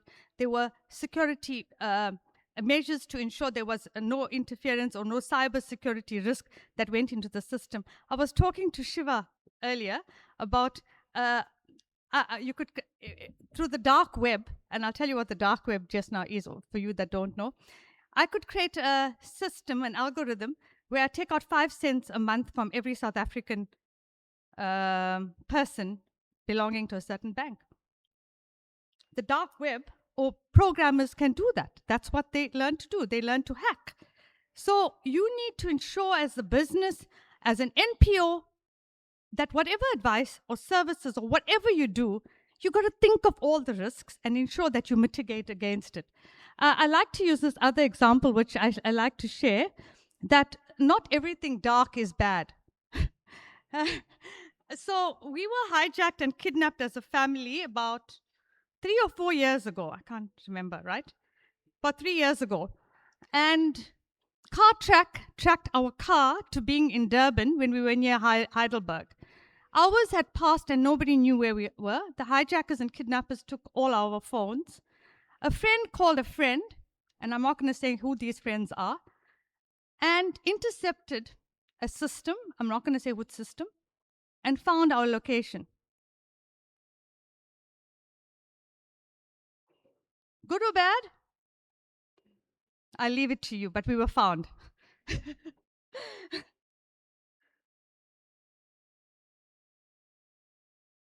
I love this one as well.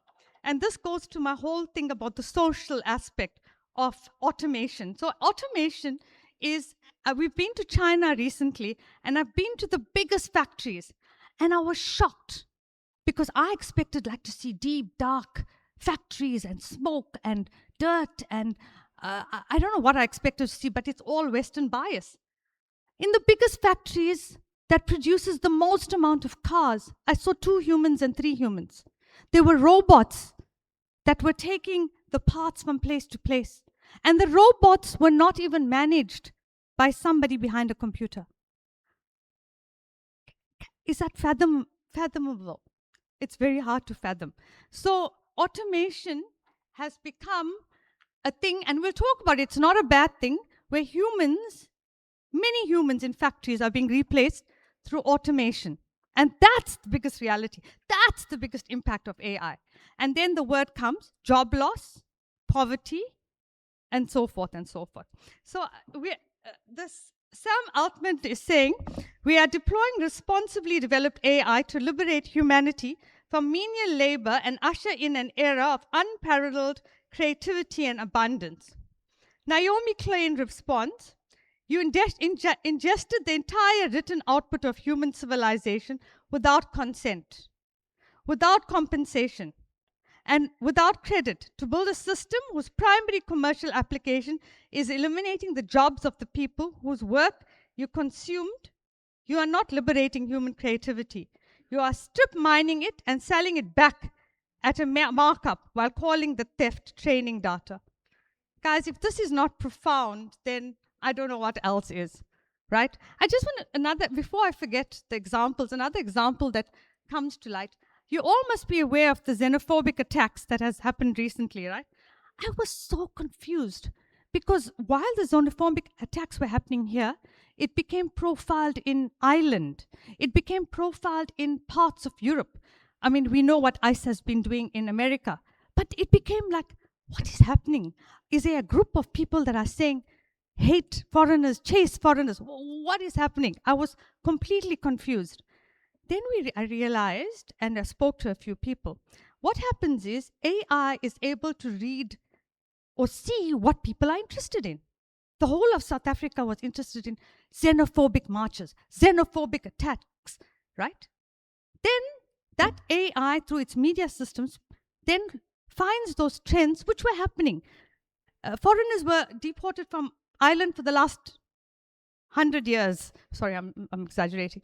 But recently, a group of them were brought on a plane back to South Africa. So because there's an interest in that, then it will profile it. Then we'll all become fearful. Foreigners are being chased. People don't like foreigners.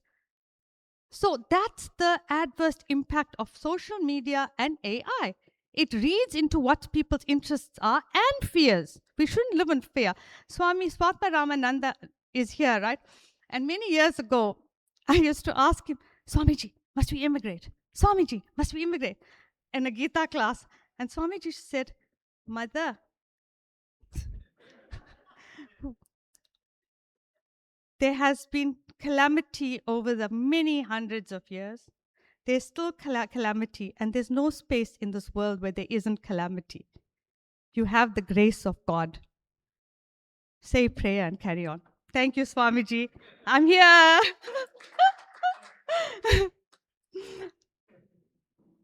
But I also attracted my negativity because I got hijacked after that.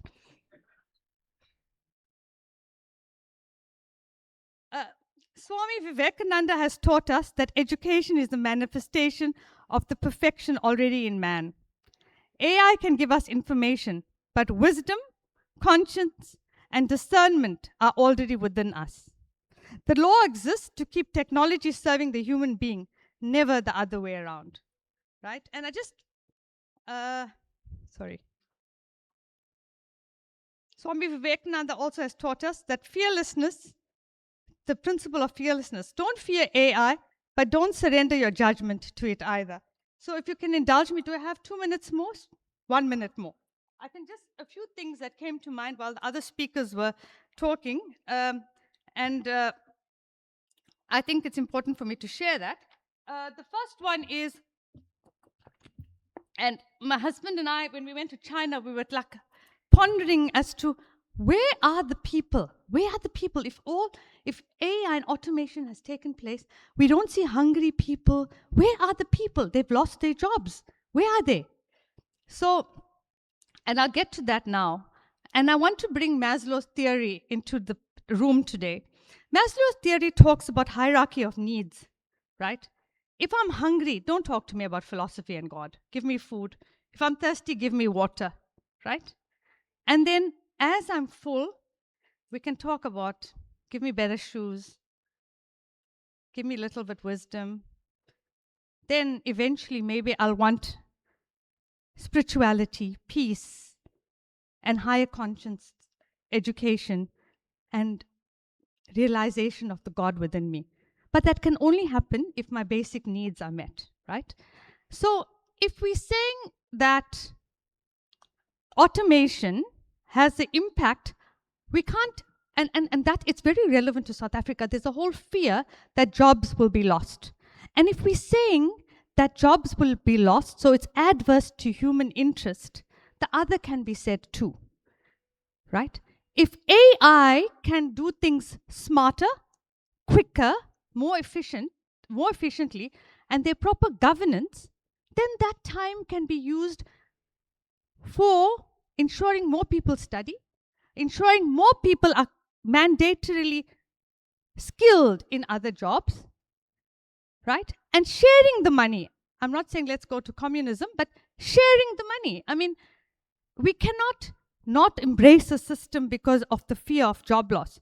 We need to look beyond that and find other solutions. And I think that supports the whole purpose of spirituality, which is to find the spiritual divinity within us and to have a level of bliss and peace.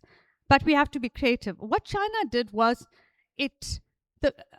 just like here, when retrenchments happen, you need to find alternate roles for people before you get rid of them. So the companies were forced to do that. The companies were also forced then, if they couldn't do that, to educate the people, build more institutions in other skills, even in technology, right? And then came government that started giving aid to people that were unemployed. And you can do that because do you know most of the motor industry has moved to China? Geely, for instance, it's called Geely or Geely? Geely, whatever, right? It has bought one of the biggest shares in Mercedes-Benz. It's taken over Volvo, and it makes the electric car systems for Porsche and most of the motor industry, right? So you can't fight that. How are you going to fight that, right? So you have to embrace it and look for options so that it serves human interest. The other thing that occurred to me when Professor Miraj was speaking was that there's a book of a real life story of where AI is being used to detect what information a specific human being had before he or she lost his memory through Parkinson's or Alzheimer's, and to use AI tools to insert that memory back into the brain cells. I thought that was like, wow, right? The other thing that I thought about is, do you remember your parents and your teacher said, don't use the calculator? Why did they say that? They didn't want your brain to become lazy. And as we know, human beings or animals or any beings evolved through the generations based on the environment. If I need to hunt, the generations before and after me will ensure that I have stronger legs so I can run and fight and whatever, right? So similarly, the human body evolves and the beings evolves according to the need. If we're going to become lazy and have this whole instant gratification through things like AI, I can assure you that as human beings, the intelligence is going to be eroded. So don't become dependent on AI. Many years ago, my child told me that I'm addicted to my phone. And I said, so what? And he told me, Mom, I promise you, you're going to be losing the ability to be patient to retain small bits of information because we scroll, we scroll, we scroll. So what does a mind learn to do? To become impatient and to move. So as a result, Raksha cannot read a paragraph in peace. And that happens now. I need to read something else and something else, 3 books at a time. He told me that when he was about 10. I'm not going to tell him he was right. But now, can you imagine on a long term what will happen to the human brain if there's a constant feed of information? And this whole concept of discernment is lost. The whole concept of thinking and making things relevant to the situation. A computer cannot read it, only you can read it. So that's why our parents were right when they said, stop using the calculator, right? And with that, what makes us all special as human beings? It's our life experiences. It's our spiritual experiences. It's our connection with God. It's our connection with people. Do I want that to be described by a bot? So don't lose your experience. Don't lose your individuality. Trust your grace. Embrace the change, but don't become the robot. Thank you. Thank you, Ms. Semnarayan, for that informative and thought-provoking presentation. As AI continues to evolve, we appreciate you sharing your expertise with us to better understand its legal and ethical implications. I think those of us who said at the beginning that we weren't scared of AI, we are definitely starting to fear it a little bit, but don't worry, just say a prayer and continue. Dear guests, as we explore the possibilities of AI today, may we also remember the timeless wisdom of Swami Vivekananda, that knowledge should always be guided by character, compassion, and service to humanity. Technology is most meaningful when it is used to uplift people and contribute positively to society. With this, we conclude this morning's presentations. And of course, when we resume, we will continue with the panel discussions. So if you do have any questions, please do remember to pop that in the question box located at the registration table during the break. Thank you so much. Enjoy the break and refreshments. Om Namo Narayanaya.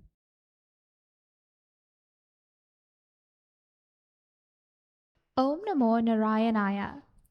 Revered Swami Swatma Ramananda Ji Maharaj, Revered Swami Chandikananda Ji Maharaj, respected elders and dear sisters and brothers, a warm and loving welcome back to the second half of today's AI Wisdom in a Digital Era program.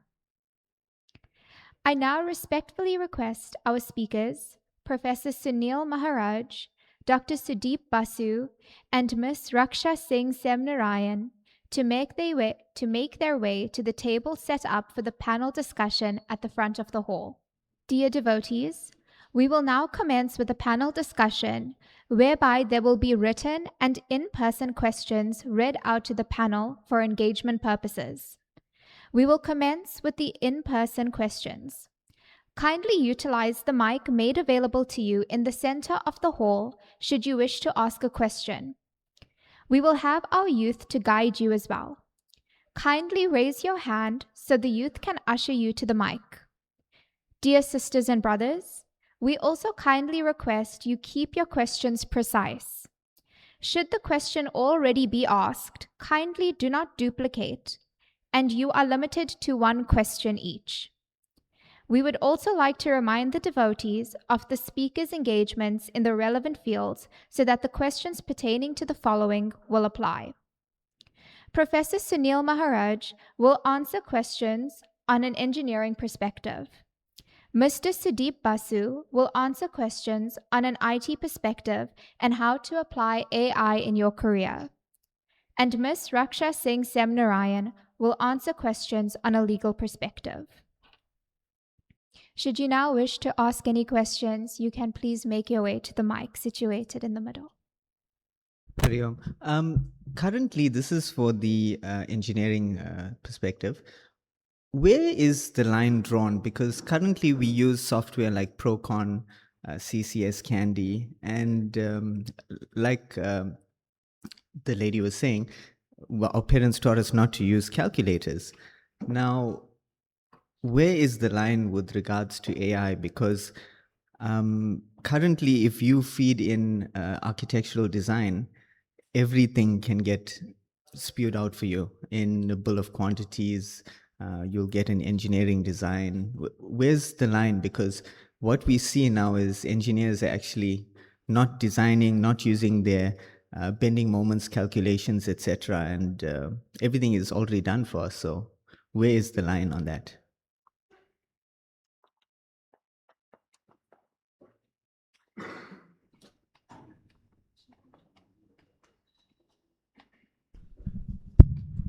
Yeah, very good question. So this is my view, not maybe others wouldn't share this. So I think you need to use AI in everything. It's there. Like I used the example earlier on, like a cell phone. People said, no, only a few people need a cell phone. Why should everybody have a cell phone or a mobile phone? And now it's so pervasive. Some people have more than one. And it became used, and it can be used for good things and for bad things, right? We know this. So likewise, AI can be used for everything. I mean, like you're saying, using it for bending moments. I mean, we use it for now.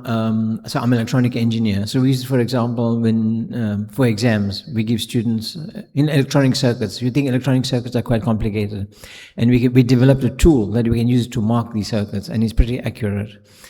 So you still have to understand the fundamentals. If you use, I'm not a civil engineer, so I can't tell you a lot about so certainly bending moments or law of the levers, and you're working out stresses and strain, you have to know the fundamentals. You have to learn to calculate them, because you can get garbage in, garbage out. I think someone mentioned this earlier on. I mean, we see students do this all the time. You give them Python or you give them MATLAB, you tell them to do a simulation.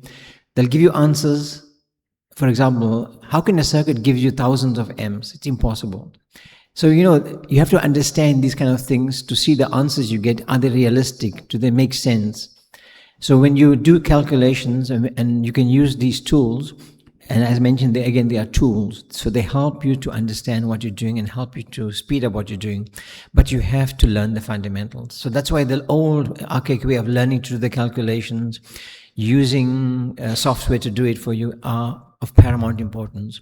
So as I mentioned earlier, and I think my colleagues also said, do not become a slave of AI and the technology, because then you become a fool, because it gives you anything, you think this is gospel, this is right, and you know, it's actually sometimes can be rubbish. So you need to think about how you use it. So there's no quick, so that's why you've learned calculus, you've learned PDEs, how to do integration. Those are important things. You say, why do I need to do all this now? I mean, I can give it to ChatGPT, they can do the integration for me. But how do you know what you're getting is correct? You need to understand that. Now you know you can get software, AI tools can write software for you. Even if you write a C++ program, it can write the stuff for you. But you have to be careful, because a lot of this, there's lots of syntax errors. You have to understand how to decode this thing so that you can make sense of the software.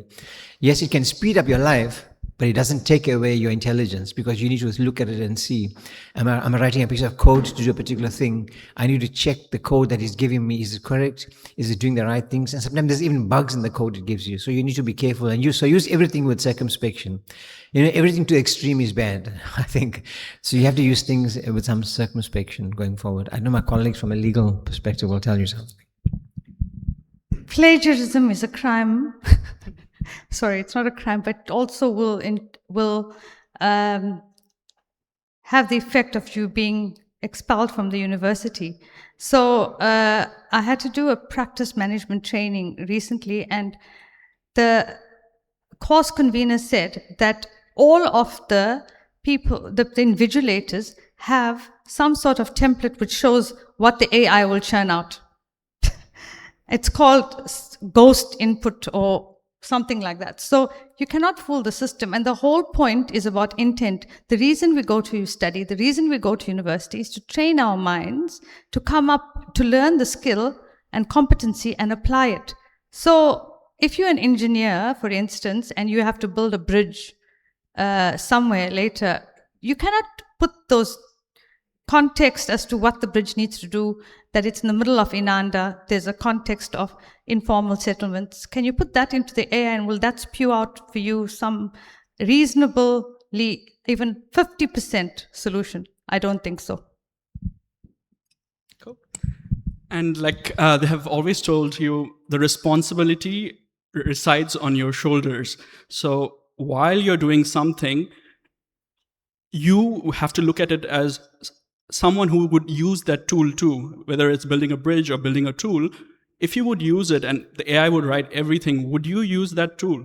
So once you look at it at that mind frame, you will always look at the problems that could come up. You would look at the guardrails you would have to put in place so that when it spews out what it is spewing out, you know with a degree of confidence that I as a human would use it as well. So keep that in mind so that you have that distinction. Should I let the AI do it, or should I have a layer where I am there taking that responsibility and holding it so that I can give it to people as well?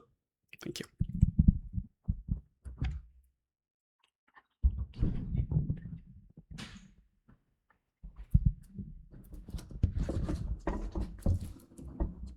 Thank you. Thank you, panel. I'm scared to say hello.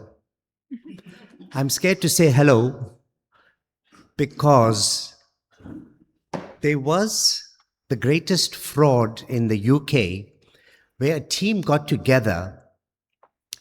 They mimicked the voices. And even after taking the banks for millions, they continued that facade for a week later, and the banks did not know that they were being scammed. So how do you protect yourself in that circumstances? And if I may, just one more question. On plagiarism, is it true that if you change one word, one thought, it's not plagiarism anymore? Thank you. I'll ask the professor to answer first. So I won't answer the plagiarism. Our lawyer will present that, but certainly that's a simple short answer is no. You change one word doesn't mean it's not plagiarism. So the other point, yes, you make an excellent point, because I know there are cases, and you can go and check this on AI as well, on Google or wherever you can research, where people take people's voices and they extrapolated that, and they'll phone your parents and say, I've got your child kidnapped here, and the voice will, please help, or you need to pay a ransom. So these things can happen. Like I said, every technology has a good and the bad and the ugly.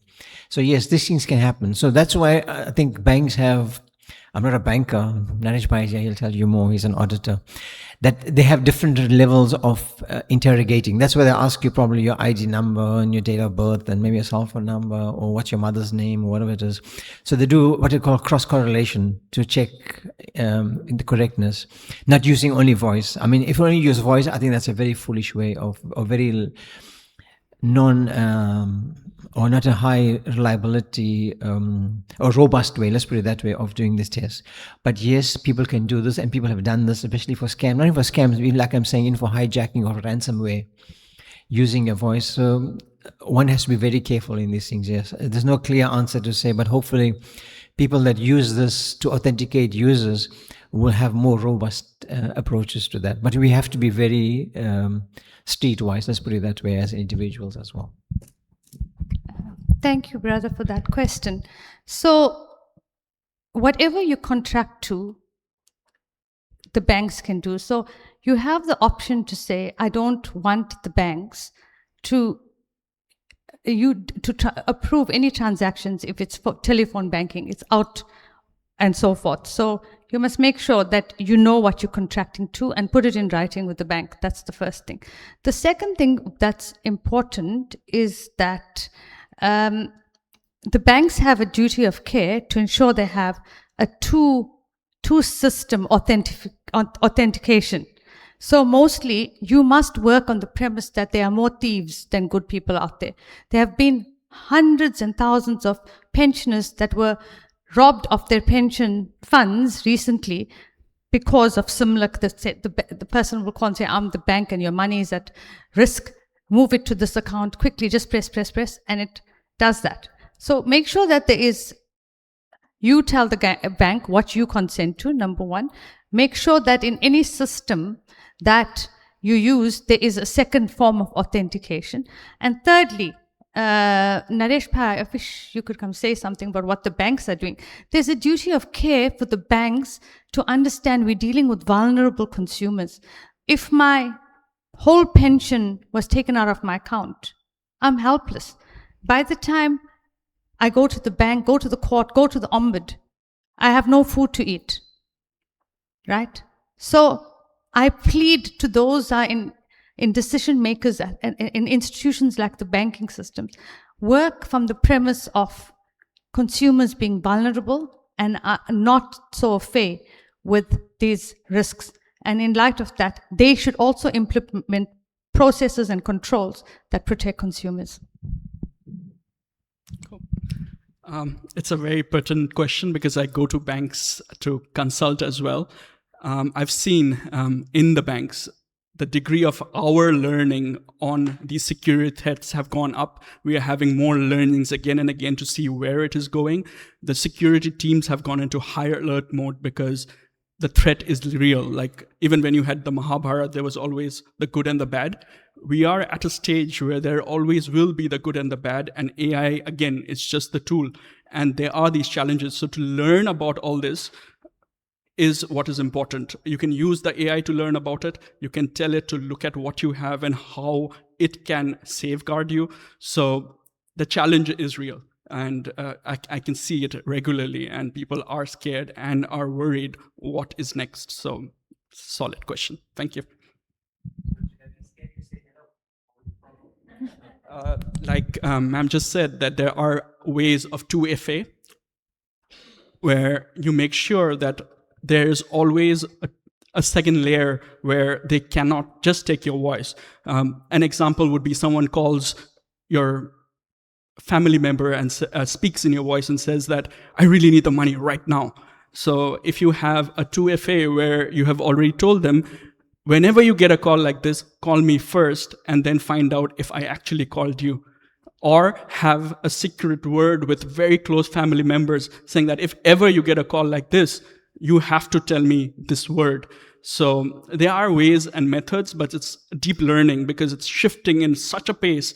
And we as humans, I don't think we were geared for such change. But the fight against the good and evil, I hope the good wins and it uses AI to do the good. And I also pray that institutions like banks have like a fund where they can reimburse vulnerable people should they be subject to fraud, and even before the investigation has been concluded, if they can on the face of it see that the person wasn't negligent and was subject to fraud because of the criminal acts that was thrust upon him or her. Okay, we will now move on to the next question.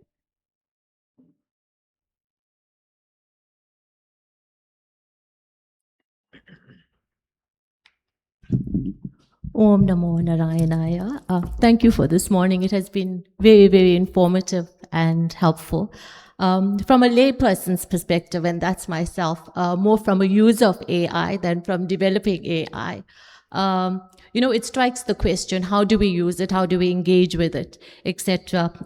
But from an ashram perspective, and I always try to keep that foremost in all my engagements in life, I think in integrity is what underpins it all. I think social media, AI, etc., are all wonderful tools, but it is the human behavior that is either good or bad. So again, from a layman's perspective, is there some guidance that you can give us, on how to engage with it? I understood, sir, from your discussion on the prompts and how we refine the prompts. But, how do we then engage with something that now has become quite, I think from people sitting here, we have all become quite scared that, there are so many ways in which people can engage with it or to use it to bad ends. Are there some very cursory, very easy precautions that we can look at so that we can use it and it can be a benefit to us? Thank you. I'll attempt to start on that. So, as you know, the fundamental principle of Hinduism is not to fear anything or anybody. We live in a land where we're subject to crime, we're subject to calamity, and we still live, right? So just like that, AI is one of those. And the context is, you must know what you're using the AI for, right? That's the first thing. You'll use a truck if you need to transport heavy goods. You'll use a motorbike if you need to go quickly and you need 2 people in it. So know what you're using the tool for, firstly. Secondly, before looking at AI, know what the common sense risks are in that tool. If I'm writing an exam and if I plagiarize the whole thing from AI, there is a risk. What's the risk, firstly, is that I'll be caught for plagiarism. If I use, so know what the risks are and use a common sense approach and mitigate the risk and ask for advice. But do not use tools that you are unaware of, where you're not aware of what it can do and how to use it. So it won't replace how we live. We'll still have to sweep our houses. I don't think we're all going to get robots tomorrow. And use it as a tool and not something that will take over our lives. Okay. I think learning is most important. Before we even go buy a house, we actually go find out so much about it. Should I live here? Why and how? Just like that, when you go with technology, just go deeper into what it does, how does it use your data, is there plans and things where my data can be secured so that it doesn't go out to the public. So just like buying a house, just keep that in mind. If I were to do something with technology, am I going into that level of detail? Am I passionate enough to find out where all this is going? So if you do that in the right way and keep on learning as technology evolves, I think you would be safe. So, there's many examples. There's one example. We all know the Boston Marathon, the big marathon. And there was a case when some years ago when some extremists used the cell phone to detonate a bomb in a car where the guys were running and people died and got injured. Does it mean we must ban cell phones now? Does it mean we don't need cell phones? And yet, for me, I got lost coming here today because of the construction work, and I had to use Google Maps to come here. So you can use it for the good thing, you can use it for the bad thing. Likewise, so what's the most important thing I think in life is about value-based education. That's why Swamiji, ashrams, institutions are very important to teach value-based education. That's the fundamental building block. So everything we learn in life going forward, no matter how smart we are, how much technology we learn, those fundamental principles are pervasive. We see that in the Mahabharata, we learn it from Hanumanji, we learn it from everywhere. And those are things we need to have all the time. So anything we do, we must use that as our reference. So the fundamentals will never, ever change beyond time. And that's my view. It doesn't matter. We're having AI now. There's new technology coming in the higher. For example, quantum science, quantum computing is coming on board. It's going to be around here in the next few years. And that's going to change the whole world much more radically than what we're thinking AI is doing. So don't get scared. But I'm saying there's other things coming, but that's why we need the fundamentals in place all the time. Okay, thank you, dear devotees, for those in-person questions. We will now move on to the written questions received for the panel. The first question is a legal question for Ms. Raksha Singh Semnarayan. Would you ever consider creating a sort of national number to call if a human needs someone to talk to, similar to the National Child Line? So I was speaking about the product that we're creating. And you can create humans, but you also need to create controls in that, because humans can give you wrong advice or have bad intent.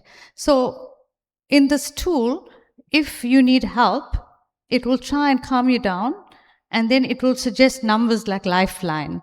And you need qualified people. If somebody is in trouble from an emotional perspective, you need qualified people that are trained in this, disseminating such a problem to assist. So the AI will calm you down first a bit, and then it will suggest specific organization. There are existing lifelines and numbers that will assist you. And after that, it will link you with appropriate support from our base of people that we have. So unfortunately, we have some sort of support in South Africa, but it's not that advanced for different sorts of help. Yeah, so that's why I'm saying we need people on board to be not mentors, to help with providing support to the vulnerable. Thank you very much. The second question is a two-part question. The first part, how can we verify the credibility of AI if one uses an LLM? And the second part, in terms of detecting AI usage in university, if one is proficient in English, does that mean they get flagged for usage, or are there measures taken to mitigate this?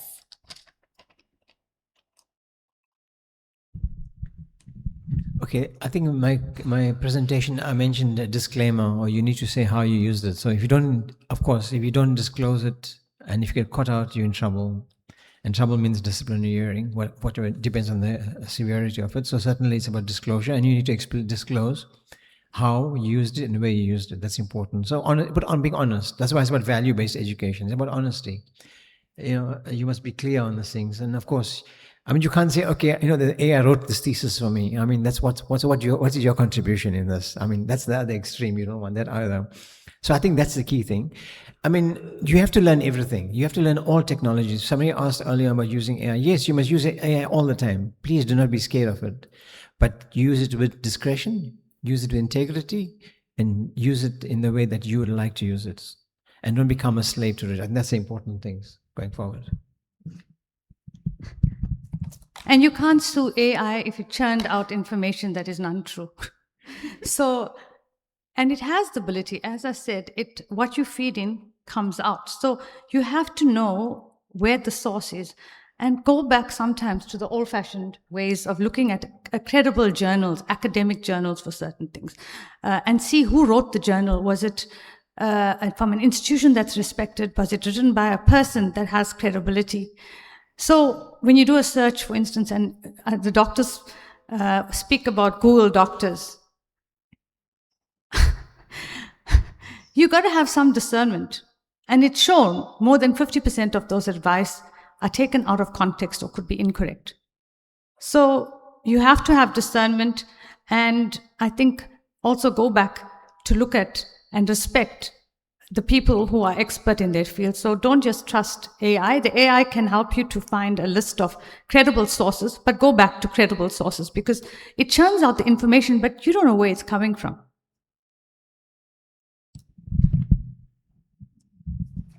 Cool. Okay. One thing to always keep in mind is, where am I in the picture?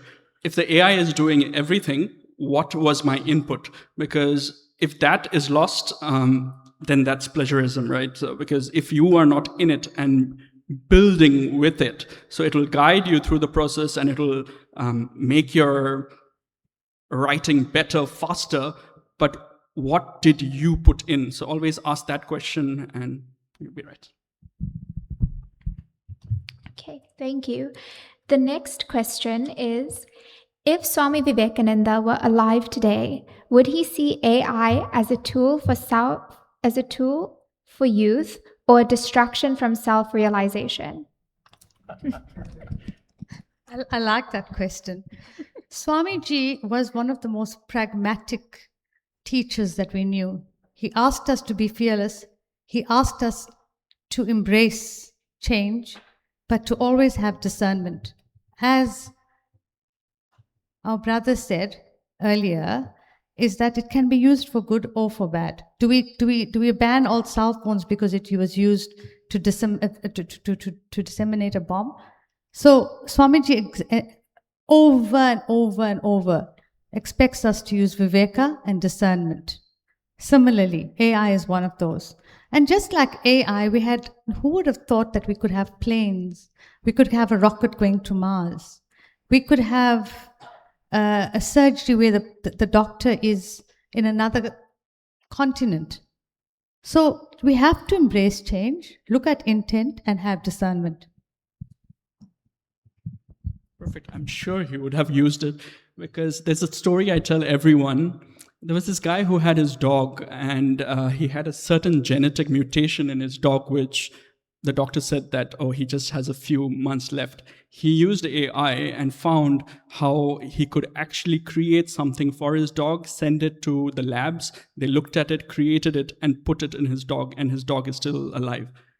So the ability to use this in ways we have not thought of, right? And with a mind like Swami Vivekananda's, I don't know what he would have built with it and used it for. So I'm sure that is something which can help us, and it can also help us actualize to the end, where at one point the question always will be, who am I? Because the AI would be doing so much. And that's when the evolution of the human being to the next level becomes so important at this point of time. So, yeah.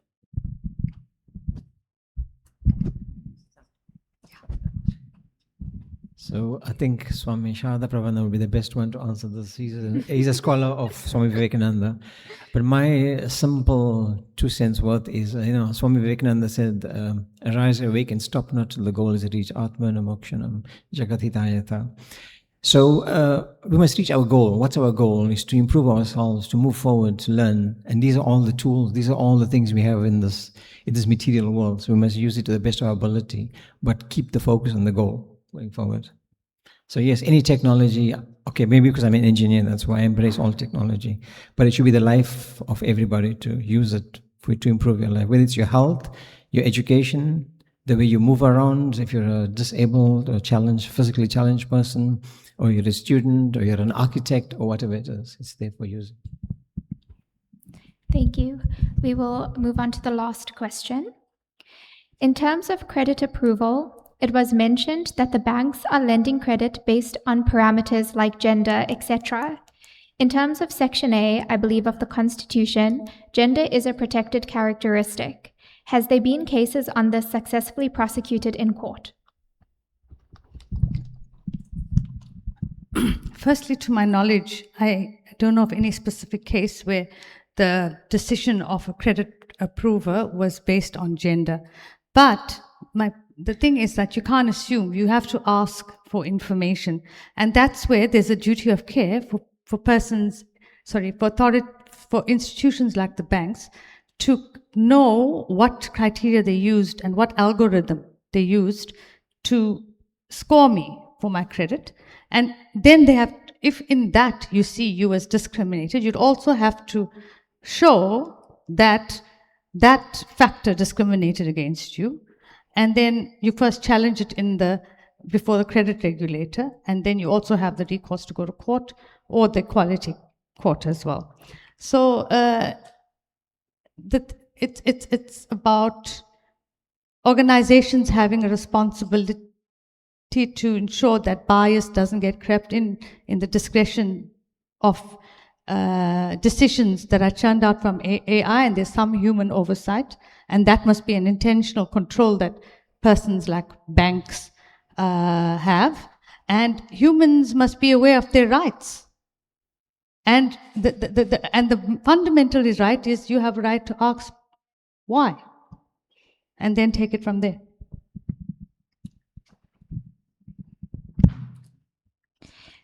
Thank you very much.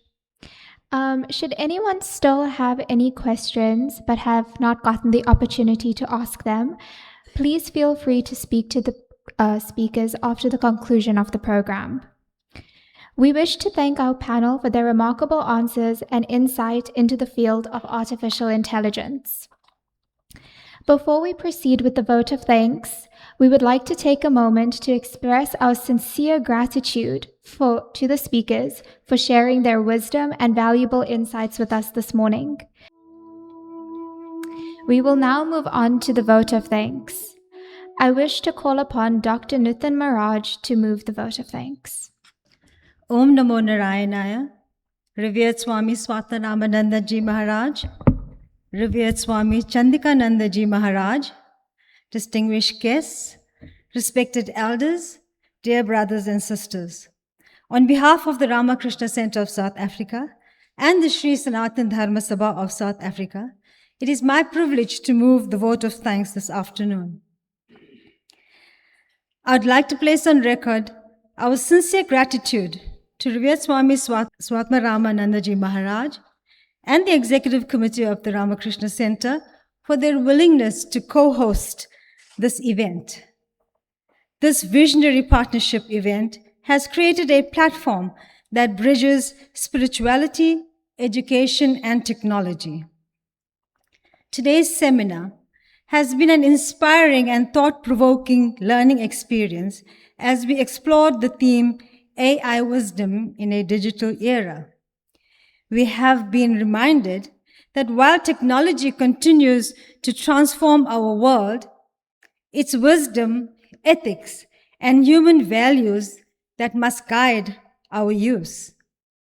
Our sincere gratitude goes to our distinguished speakers, Professor Sunil Maharaj for sharing his valuable insights on AI and its significance for the next generation, Mr. Sudeep Basu for helping us understand how AI is shaping careers and the future of work, to Mrs. Raksha Singh Semnarayan, who really displayed Nari Shakti today, for enlightening us on the important legal and ethical implications of artificial intelligence. A special word of thanks to our sponsors, volunteers from both the partnering organizations, technical teams, and support staff whose dedication ensured the smooth running of today's program. I wish to personally acknowledge the Ramakrishna Youth Group led by Nolita ji and Sridhar ji, together with their youth members. You are great examples of well-groomed future leaders. To our program managers, Ashmika ji and Yashoda ji, thank you for your professionalism and your expert comparing.